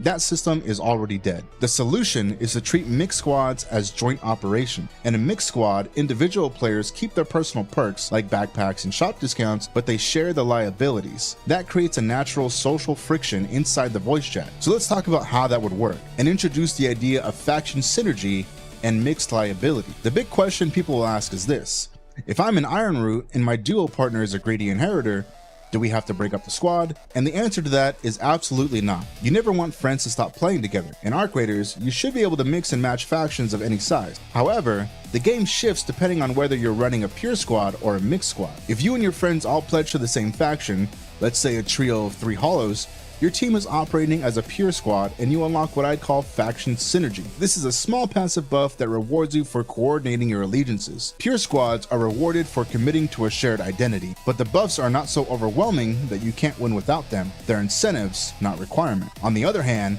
if you run a mixed squad, maybe an Iron Root, a Hollow, and an Inheritor in the same trio, you lose that synergy buff. Instead, you're operating as a kind of joint task force. You keep your personal benefits, but when it comes to liabilities and bounties, you live and die together. This is where the gameplay actually gets spicy. There is a guilty... Well, you could add a diplomatic buff. You could say, like, a blended party gets a diplomatic buff. So there could be bonuses to not... Because you get the pure bonus, right? Like, if you're all the same faction, you get a pure bonus. You would want a diplomatic bonus as well then. So, like, hey, we're factions working together. I think you would want to get a buff from that as well. It would just need to be different.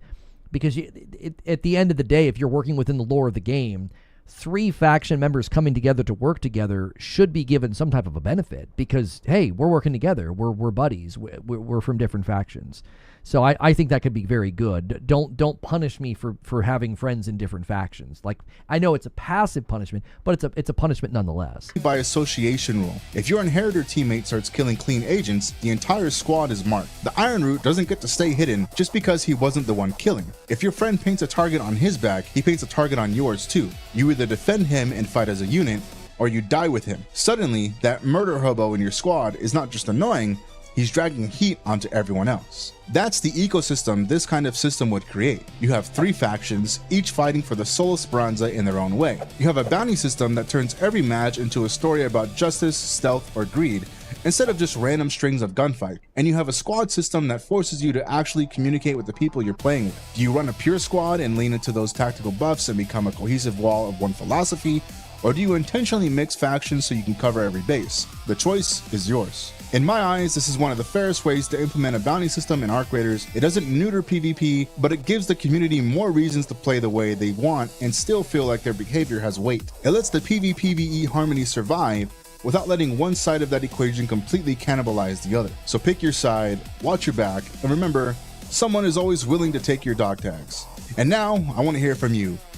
So guys, make sure and support the original video there, Darth Trooper Gaming. We'll have that linked below as well as a link to his channel. So always remember to support the original content. I think he's got great ideas. I think my feedback would be take the principle and sort of the rough outline of what he came up with and implement something like this. Could be very, very fun. I think it gets a little too complicated and a little too many particulars and nuances to be something that people would enjoy and engage with. It needs to be a little bit more simplified. But overall, I think he had very, very good ideas, and I'd love to hear what you think as well.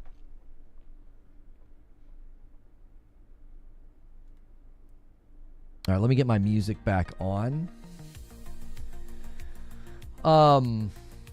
Well, we said he's cooking with the synergy stuff. Yeah, the synergy ideas were good. I just, again, would think that you would need to... I think you would want to have some element of diplomacy buff. You know, if I'm working with other factions, I think it's fair, you know, that I get some kind of a benefit from that.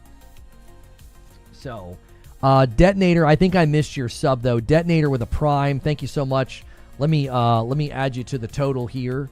There we go, 241. We're 9 away from the next milestone. Thank you so much. You guys off to a nice, strong start.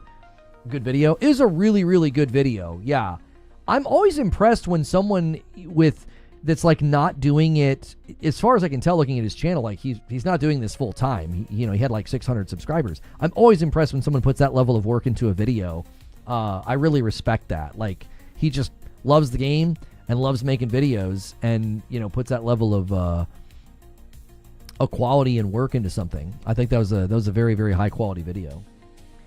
Yeah, he put a lot of thought into it. He really, really did. Guys, if you haven't done so already, do me a favor and smash the like button. We greatly appreciate the turnout today. And yeah, I feel like if you expanded the Raiders skill tree to a squad level where each person gets like 10 or 15 points that they can allocate each season to their squad buffs, that would work well. Yeah, I would worry that would get a little complex, Paris. Like, what do you do if, like, you and I have picked a lot of the same stuff? Like, can I go in and reallocate? Like, what's that look like, right? Like, obviously, if you're playing with like the same couple of guys every night, you could really coordinate. But, yeah, I'd be interested to see how like a squad buff thing would work. It stands in sharp contrast to the number of videos that are just, boo, this game is bad with no ideas to make it better. You can tell he's a thinker. There are too many video games. Marvel Cosmic Invasion, Destiny Renegades, Metroid Prime 4. I do not have time and money for all these games. This is true. The Green Tree needs a rework. Yeah, I've not looked much into the Green Tree and into the content. Yeah. To know what I think. Now, I do have another video for you guys. We can kind of keep the trend going here of watching some of the stuff that's out there.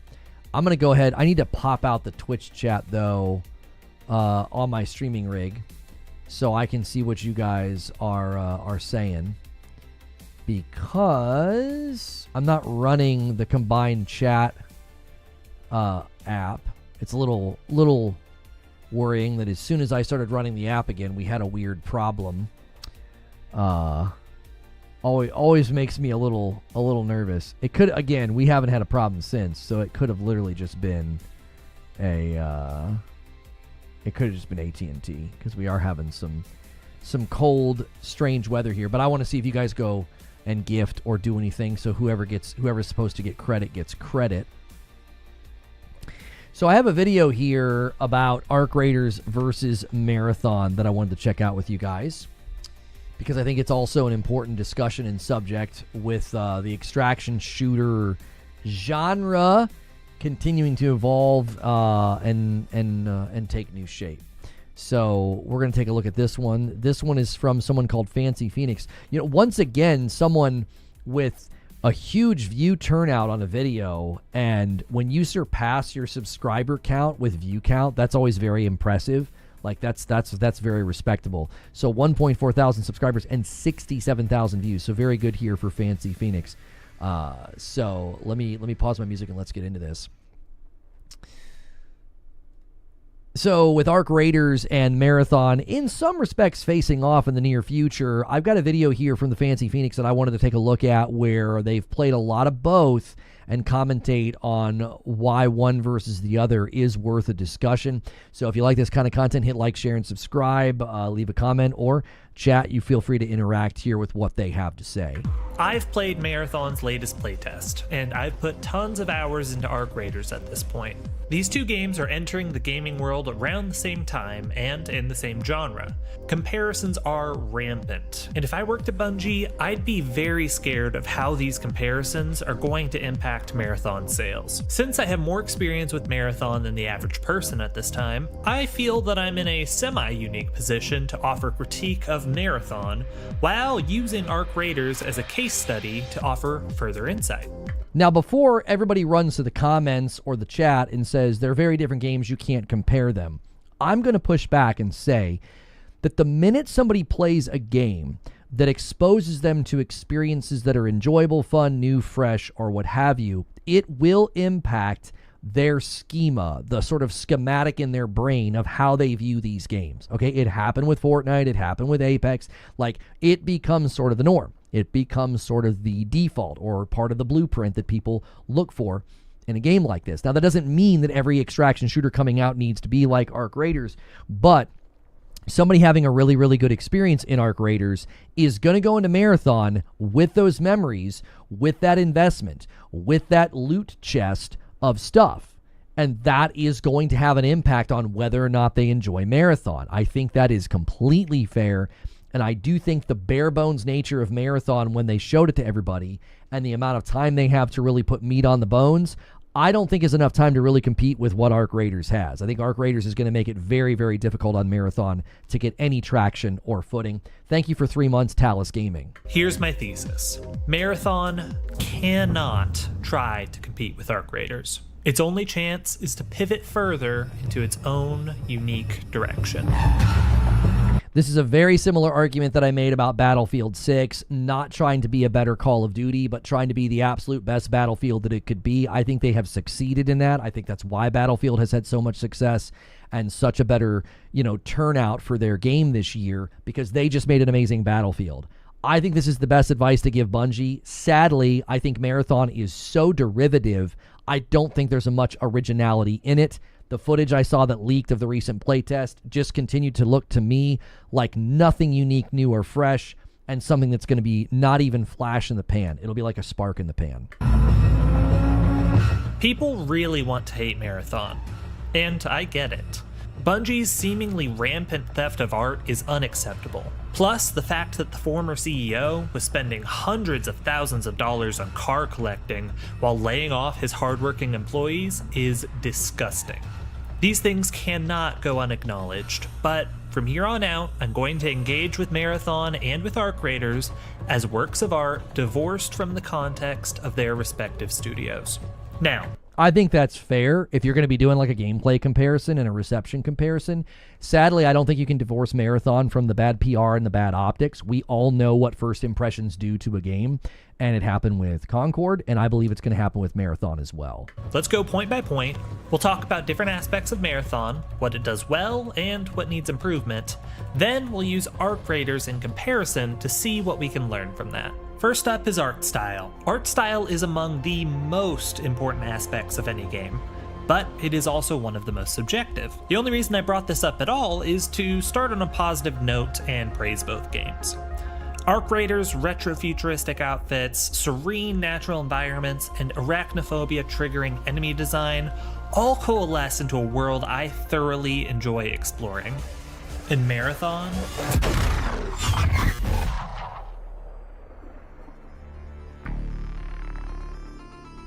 there's simply nothing like Marathon. Okay, I don't necessarily agree with that. I think Marathon looks incredible in the trailers when the music and the framing can all be paced and set up in a way where it seems almost infused with this otherworldly energy and futurism. The problem is when you actually watch the gameplay itself just looks like, I don't know, it's like Apex, sort of, but not. And the guns and the worlds just look kind of bland and not that interesting. I think they are amazing at the marketing and the packaging. I think once you open the package, it's like buying an off-brand Nerf gun that doesn't shoot that great. Like, the packaging can look incredible, but then you open it and start using it and you're like, yeah, this kind of sucks. Like, I don't think Marathon has much once you start looking at the actual gameplay. I love every aspect of Marathon's art style, and whether you love it or hate it, there's no denying that it's unforgettable. Now let's get to the nitty-gritty. Time to kill and PvE. I think Arc Raiders TTK feels pretty good. PvE enemies are very threatening, but they won't insta-kill you unless you put yourself in a really dumb position. And other raiders can kill you quickly, but there's usually just enough time for you to react. They'll often get the first hit in, but you'll usually have enough time to get to cover or return fire depending on your shield. This stands in stark contrast with Marathon. Unless I had a really good shield, if that was a really good face-off there, like he barely survived. That was cool. somebody ambushed me, I wouldn't even know where they were before I was dead on the ground. Now, going up against PvE enemies did feel a little bit more balanced in terms of time to kill. A lot like with Arc Raiders, enemies felt dangerous, but they wouldn't insta-kill. And yet, I can't look at the Arc Raiders gameplay and then watch this and not think that this just looks so Bush League. I mean, I really do. I feel like I have been more than charitable and fair to Bungie in the last couple of years. I think people presume and assume a lot about why I'm critical of anything that they do. I have actually been very fair and given them praise in a lot of environments. This just looks absolutely Bush League. This looks like, okay, so I played Voidbreaker, which is made by like one guy. It's like a shooter rogue that's got similar graphical style and movements to this.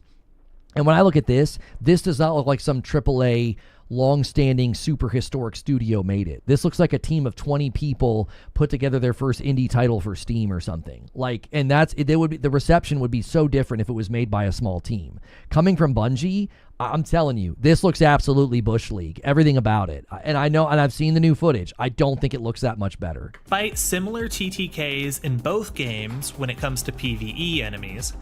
Marathon's PvE fights are far more frustrating than Arc Raiders. I believe this is because of the increased enemy density in Marathon and the fact that damage is far more difficult to avoid. For example, with Arc Raiders, a typical enemy patrol will usually be 1 to 3 drone enemies. They all do significant damage, but their attacks are very well telegraphed, and if you play it right, you can easily avoid any damage in the fight. Versus Marathon, where enemy patrols are far larger and their attacks are harder to avoid due to their higher projectile velocity and how fast they fire. What he's getting at, I'm here to tell you, like, this is such an indictment of Bungie.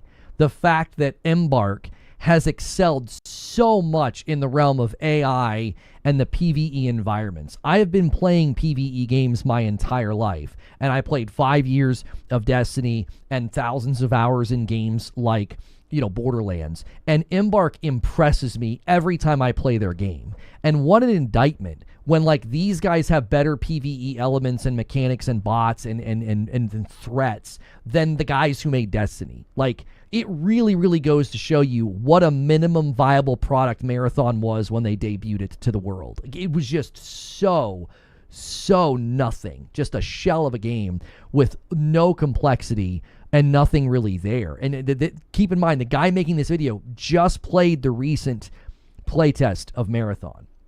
So I think that's an enormous indictment of Bungie and what they built. Thank you for 53 months, Sven. Even when you play it well, your shields are probably going to break every fight. For those of you who play Arc Raiders, picture this. Double the amount of wasps, half their health, and remove the bright light that shows you where they're aiming. You'd probably still win most of your fights, but you're going to end up taking more damage. You'll be constantly using shield rechargers and using way more ammo to kill all of the additional enemies. Every fight in Marathon just felt like a massive drain on my resources, and avoiding fights was very difficult. But Marathon's gunplay is great. I mean, it's developed by the studio who built Destiny. How could Marathon's gunplay be anything less than an 8 out of 10? So I am getting some pushback, and I agree. The gunplay was the one thing in Marathon that I always thought looked good. But people are saying Embark is full of industry vets, let's not forget.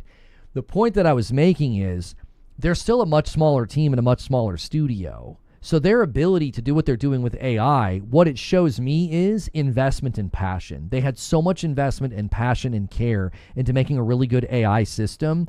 It's clear that Bungie did not. It's clear this is some small team. It's clear that it's very derivative. I just think it's you guys know I love using the word, so I've got to use it at least once per video about Bungie. There's just so much hubris in Marathon. The way they postured, the way they walked out, you know, from the makers of Halo and Destiny, thinking that, like, that's all they really need to do. It so feels like they're resting on their laurels and thinking that, like, well, our gunplay is great and we're Bungie after all. So, you know, the AI doesn't need to have, you know, a lot of extravagance or innovation to it. That's why it looks derivative. That's why it looks like something that you've played before. There's nothing behind it. Like, there's no passion or soul behind it the way that you see with Arc Raiders. Like, the minute you're in Arc Raiders, there is something about it. It oozes with identity and care and thoughtfulness, and nothing I've seen with Marathon does that. But with that in mind, I actually have a proposed solution that I think might solve Marathon's PvP TTK, and that will make PvE feel much less draining. The solution? Copy Fortnite. Don't click off the video. Let me explain. Keep watching. Fortnite has an overshield system. Every player has a small 50 health overshield. The overshield regenerates while not in combat, while your main health bar and shields need to be repaired with items. If Marathon were to implement this system, you'd be able to take a small amount of damage without having to fully recharge your main shield, meaning that even though trading some damage with Marathon's enemies is inevitable, you don't get your resources punished because you got into a fight. I honestly think Bungie should bring this guy in to help, which I'm assuming since he was part of the playtest, he submitted some of this feedback, because that was the first thing I thought of, was that if it's too painful to interact with the PvE stuff, people are going to hate it or avoid it. It'll become a nuisance. And you can't just nerf it, because then you're just making a PvP game with extraction. Like, if you want to have that blend, the PvE elements have to be properly balanced. And they're just, at this point, one of the things that Arc Raiders does so exceptionally well is your ability to mitigate damage hitting you. Now, obviously, if you're out in the middle of nowhere and you get attacked by like 3 bots, you're going to have a tough time. But, like, your ability to stun and knock the wings off, or the little rotors off, I mean, that is a really, really great player empowerment choice that they've made. And I think they're going to have to do something similar with Marathon. And of course, a little bit of extra shield will make PvP's time to kill a little bit longer. To be clear, I am not suggesting this for Arc Raiders. Arc Raiders doesn't need this overshield mechanic due to its enemy design and how well those enemies telegraph their attacks. Agreed. All an overshield system would do is just make the game easier, and I don't think that's what players want. Because of Marathon's far more numerous hit-scan NPCs, this overshield will lead to less frustration while still punishing players who pick fights that they aren't properly prepared for. This suggestion ties back to my thesis. Marathon cannot use the same health and shield system that Arc Raiders utilizes. The Marathon team needs to adapt their health and shield system to fit their unique combat environment. Now here's the thing that I'm going to say, sort of in response to his video. He's giving good ideas. And this reminds me of the time I was sitting in a room at EA Play in 2019, and they were receiving ideas on how to fix Anthem. And everybody was talking about content. Everybody was talking about the logistics of the content.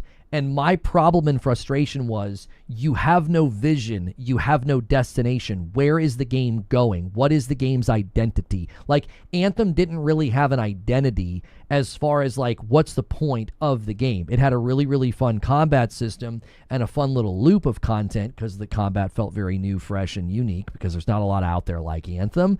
And yet, without that vision, you don't know where you're going because every decision is in service to that. Like, nobody really questions what's going on with Arc Raiders. You get the vibe, you get the mission, you get the vision for the game, and it's very easy to extrapolate the type of content that you're going to see added to Arc Raiders long term. With Marathon, it's like, I don't know what kind of game you're building. I don't understand really what the point is, other than it looks like a very derivative extraction shooter. So sure, he's giving advice on how to make the internal workings and mechanics of the game flow better with an overshield, which I think is great feedback. But again, that doesn't solve your identity problem. That doesn't solve your vision problem. It still just looks like another game that I've kind of already played, whether it's Apex or something else. It just looks very, very derivative, and I think that's going to work against it. It can be perfectly balanced and have the best shooting mechanics this side of the Mississippi. It doesn't matter if the game itself doesn't really communicate a good vision and a good identity. Okay, now let's talk the social aspect of these games.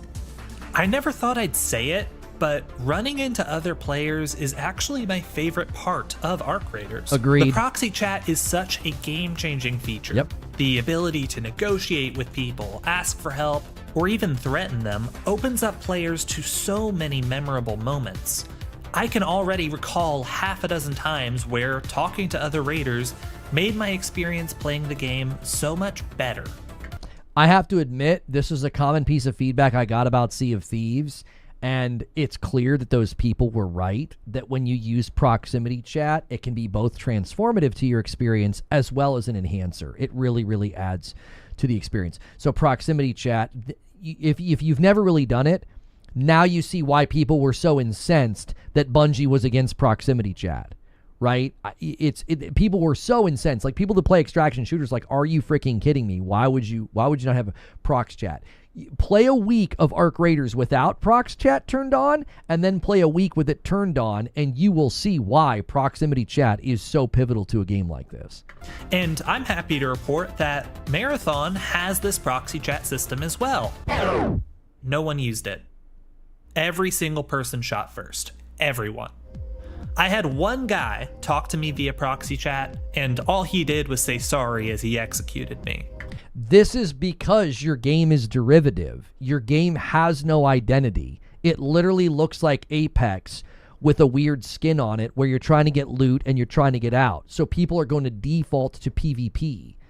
This again serves, this is a massive blow against Marathon's potential longevity, is if everybody just goes in, shoots on sight, there's no communal aspect, there's no prox chat, there's no emergent gameplay, it just becomes this canned, predictable experience. That is a very, very short life cycle for a game like this.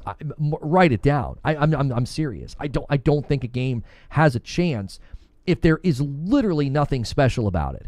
Think about what Arc Raiders has experienced in a month. You've had a war, you've had funny clips, betrayals, rats, debates, like, oh, are PvP players toxic? The reason that's happening is because it's a social experiment where people are fighting for the soul of the game. The tug of war for the soul of Arc Raiders is exactly what the developers want. It means people are passionately debating and fighting for an experience. Nobody's going to be doing that in Marathon. Everybody's just going to go in and shoot everybody because it literally just looks like a PvP game.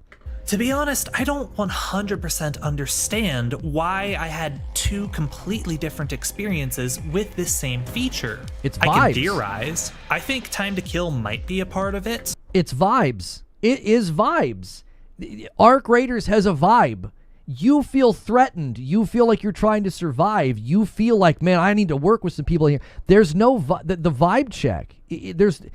Marathon doesn't pass a vibe check. It just looks like a derivative PvP game with loot. I'm serious. It comes down to vibes. It's almost intangible. It really is. It's almost an intangible. Like it's hard to really put your finger on it and describe it. But that's what I come back to. It's just the vibes. Ambushing other players is inherently less risky in Marathon due to that TTK, so people are just less likely to negotiate and talk to each other.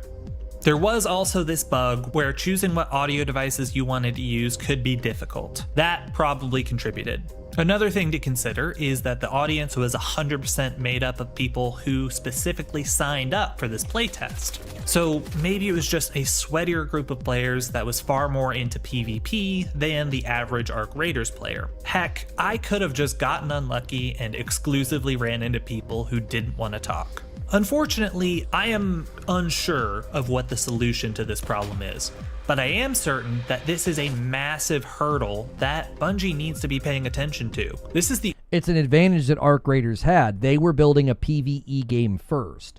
So you go into Arc Raiders and you feel that sense of threat. You feel that sense of PvE, which automatically has this psychological impact on the player of, you know what, I should probably try and work with other players.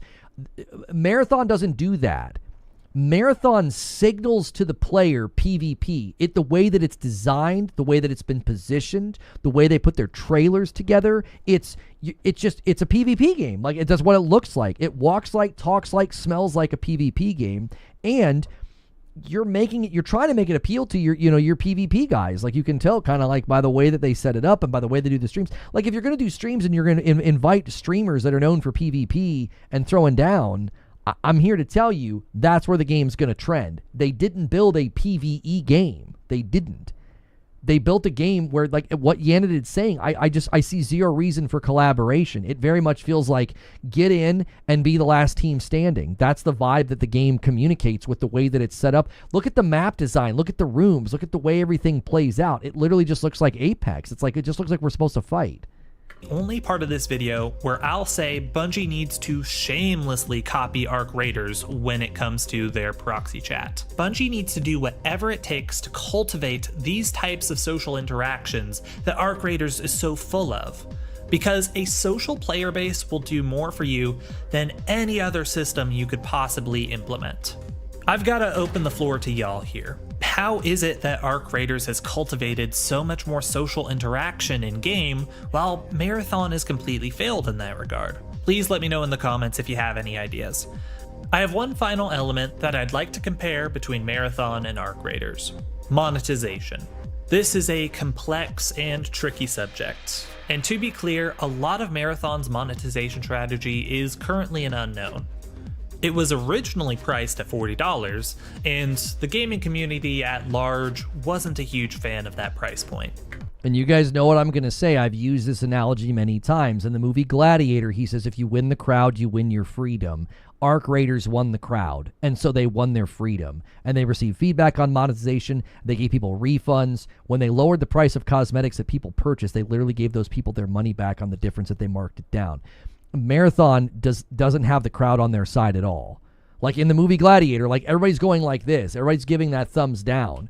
Like, kill this game. It stole artwork. It's derivative. It looks boring. It was an MVP. You guys literally debuted an alpha for your showcase. Like, they've not won the crowd. Therefore, they've not won the freedom to charge for the game. Like, I think that's going to be a huge uphill battle for them because there's a heavy amount of skepticism and doubt about this game, which makes purchasing it really difficult for people.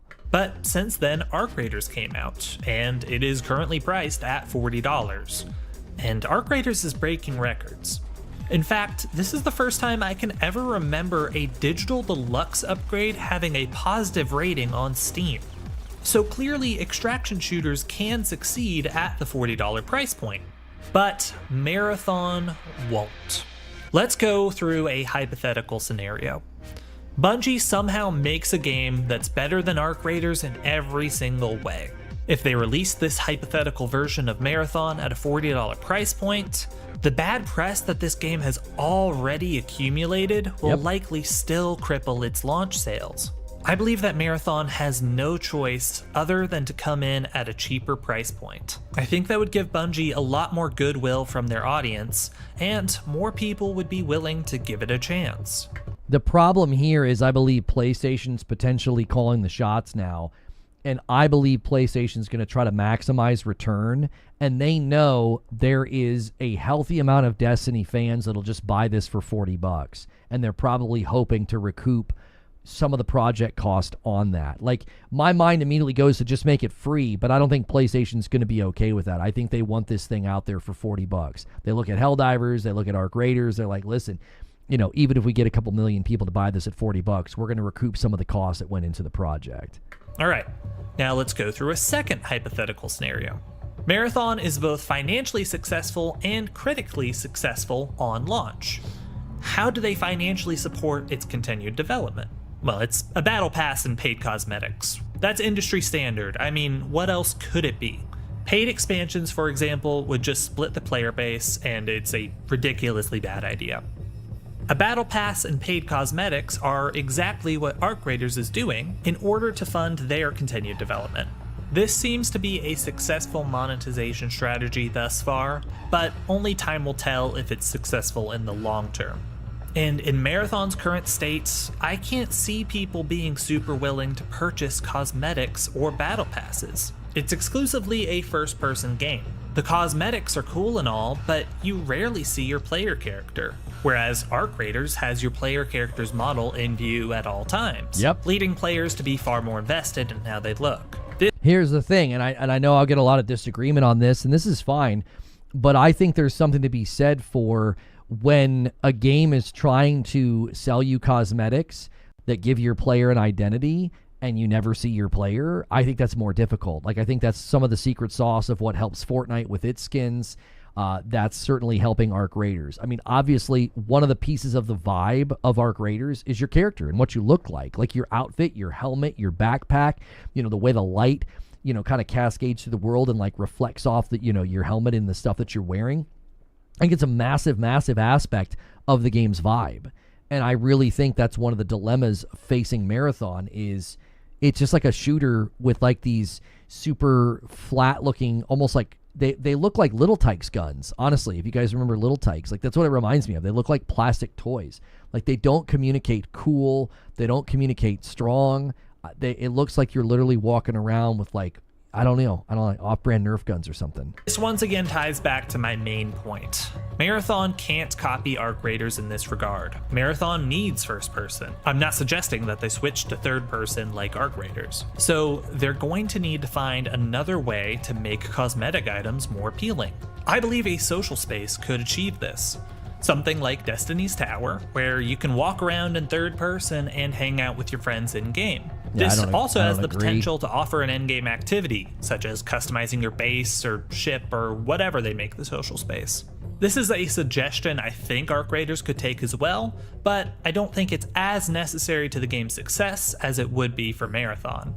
Marathon can't beat Arc Raiders at its own game, and it shouldn't try. I think that Arc Raiders needs to be the wake-up call and catalyst for change at Bungie. Here's the other thing that Arc Raiders has in its favor. Arc Raiders feels like a world that you're going into where things are happening. There's sound design that plays a part in that. There's the arc, there's the layout, there's the overall tone and lore of the game. Marathon literally looks like a game that's match-based. I'm just going into a match. It looks like an arena that's slightly larger than your typical arena PvP game. That doesn't communicate to me like a world that I'm going into and inhabiting. This is another thing that Arc Raiders did that really helped them. They were building a PvE looter shooter. That gives them that is all there, baked into the DNA. It's baked into the crust of Arc Raiders. You feel like you're going into a living world Marathon literally feels like I'm loading into a match. That's also going to work against people wanting to work together or work against the NPCs or what have you. It just looks like you're going into a PvP game. Innovate, mix things up, do stuff that Arc Raiders and other extraction shooters haven't done yet.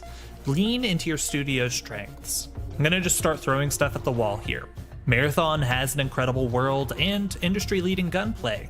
Lean into that even more. I think leaning more into PvE could help that. Maybe make some PvE only modes where you can explore Marathon's unique world with a bit more freedom. Maybe make it so that the harder the zone is rated, the more PvP there will be. Here's another idea. Maybe modes where so that the Hang on, I want to get this on screen. You can explore Marathon's unique world with a bit more freedom. Even that right there, like looking at that, that looks like a Destiny map to me. It looks like a Destiny map. Like you've got like a central point of interest. You've got some symmetry. Like, I don't know. This just right here just reminds me of all the Destiny PvP map design philosophy. That's what this makes me think of the minute I see it. Again, it doesn't look like a world that I'm inhabiting or going into. It literally looks like a PvP map. Maybe make it so that the harder the zone is rated, the more PvP there will be. Here's another idea. How about a mode where all players load into a zone and are marked as friendly to each other? But as the match progresses, hostile player invaders start showing up, kind of like the invaders in Dark Souls, or in the Gambit mode in Destiny. This will add the risk of player versus player combat, and it might also encourage more social interaction between the friendly players, since gosh, those player animations are so bad. I can't believe they showed this and thought this was impressive. The more I've seen that little sequence, the player animations are just awful. They might want to team up against those hostile invaders. Maybe you can lean further into the legacy of the Marathon games and bundle the old school games into this new one. Maybe remaster them or give them out for free. Get creative and fight like hell to stand out and change the perception behind this game. Because Marathon has to escape the shadow of comparisons or it's all over. Look, at the end of the day, I am not a game developer. And everything I've suggested here is so much easier said than done. But Marathon really needs to adapt to survive. And yeah, like in his defense, I think he's thrown out a bunch of really, really great ideas. I think the challenge is that you're dealing with not enough time. Like, I think so many of these ideas, as he just acknowledged, like it would be really hard to implement a lot of these ideas. It really, really would. I want it to survive. Heck, I want Marathon to thrive. But Arc Raiders is an unstoppable force that has taken over the extraction shooter market. I want a world where both of these games will succeed for many years to come. Arc Raiders is nailing it on every front, but Bungie really has their work cut out for them. Thanks for watching. Let me know in the comments below what Bungie would have to do for you to give Marathon a shot. So guys, make sure and support the original content. It'll be linked below, as well as a link to his channel, Fancy Phoenix there. Here's the thing I'll say.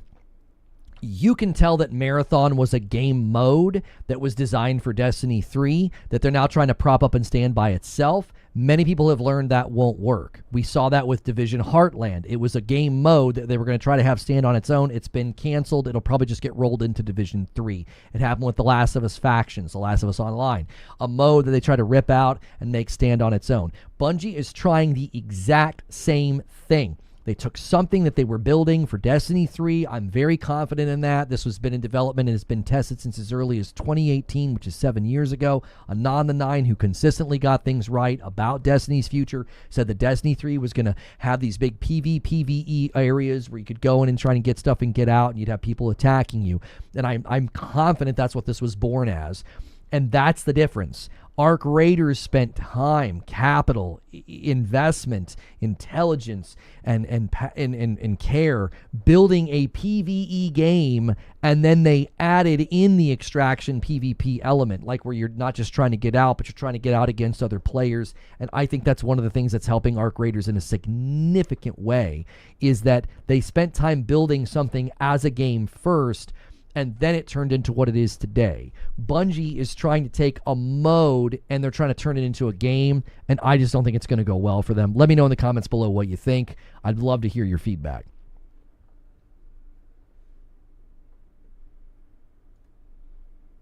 So, yeah, I thought that was a great video. I thought he did a really good job of like outlining the differences and talking about like why, you know, why one's going against the next. I'm sorry, one's kind of going against the other. They're both coming into the same space and attempting to do very similar things. And I think that's going to have a factor. So thank you, Sven, as well as Talus Gaming. I got you guys added to the total here, 243 on the week. I'm convinced Bungie management has hired fluffers and hype bots, so over time they think of something they're just told is awesome and is great, and so the real criticism is gaslighted and silenced. Yo, it's good, Vapor. I actually don't even know if that's it. From what we heard and what we gathered, you know, it was pretty clear that, you know, they had higher ups that were ignoring really, really helpful feedback. They were like, we need PvE. And they're like, no, we don't. Well, now look where they're sitting. The PvE is going to be, I think, one of the clear differences. You know, what is this music? This is mine. It's just some of the synthwave I had AI make for the stream, so I don't have to use anybody else's music. I got tired of dealing with false claims and stuff like that. Yo, a VIP plus from Zubair. He says, I have a thing. Boom. Getting us to 144. Thank you so much for doing the thing. I appreciate it very, very much. Hello, fellow kids. Here's our new extraction shooter. Yeah, it does. It feels very derivative. It feels very similar to... I know they're completely different games, but it feels very similar to the posture and the attitude that Concord had. It was like, oh, hey, here's our hero shooter. It's like, okay... You know, they're like, all right, congrats on making a hero shooter, you know.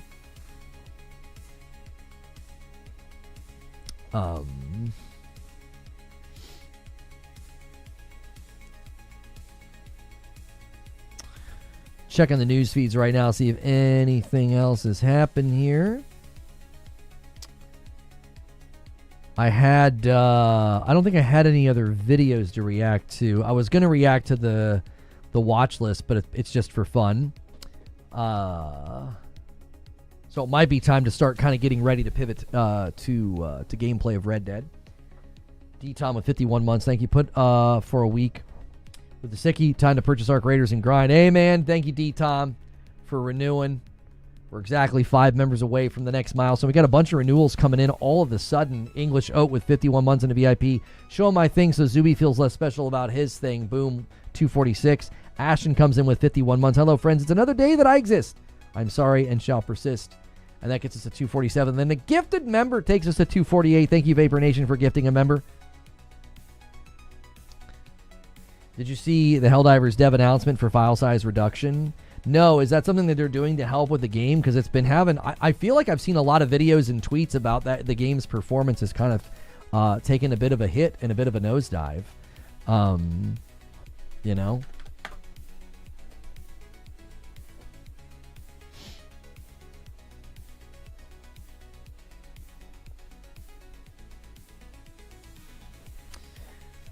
How long have we been streaming today?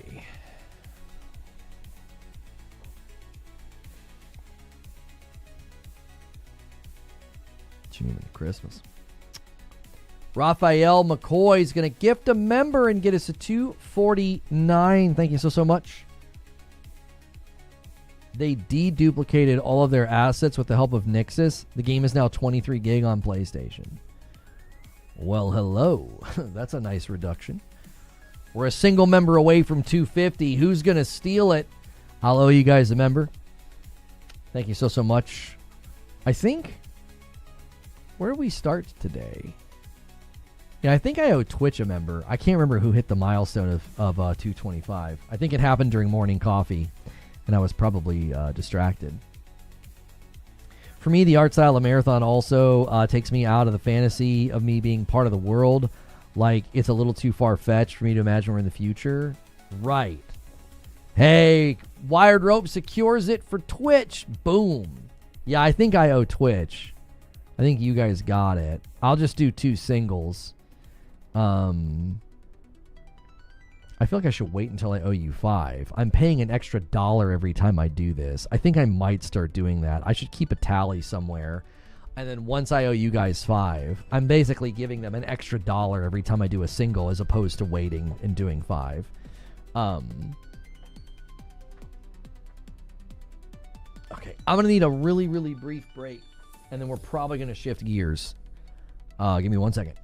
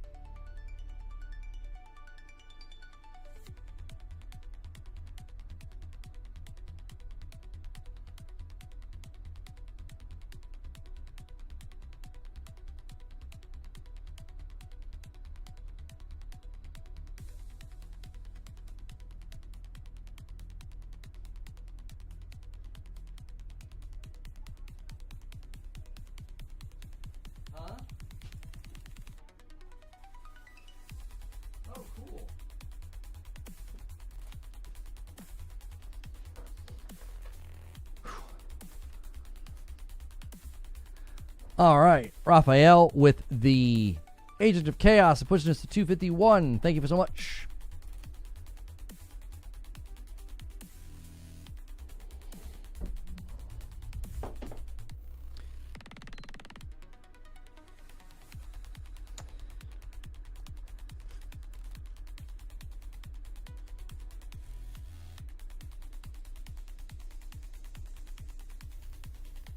What's the Game Award tease all about?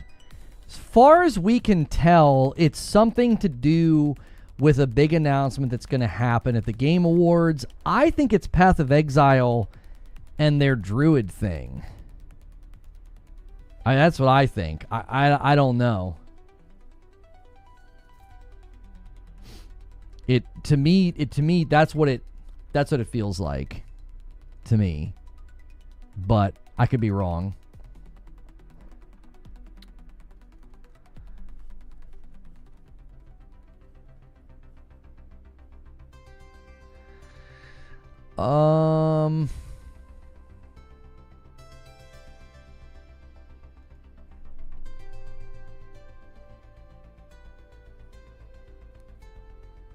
Thanks for 42 months, Kyle. Let me add that to the total. Appreciate you jumping back in with the membership.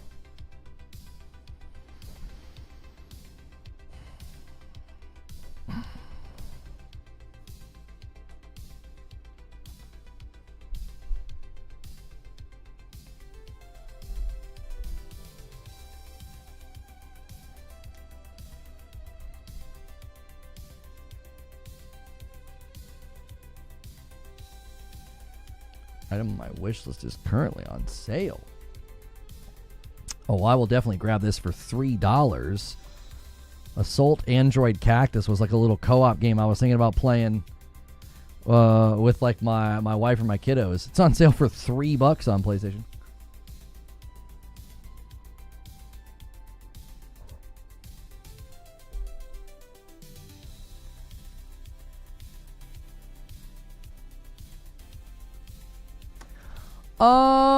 I tell you what, I'm just going to go to Green Room, actually. If you guys are not in the Discord, make sure you get into the Discord. Appreciate all of the support, all the subs, all the likes, and use the Discord command in chat or use the Discord link in the description below.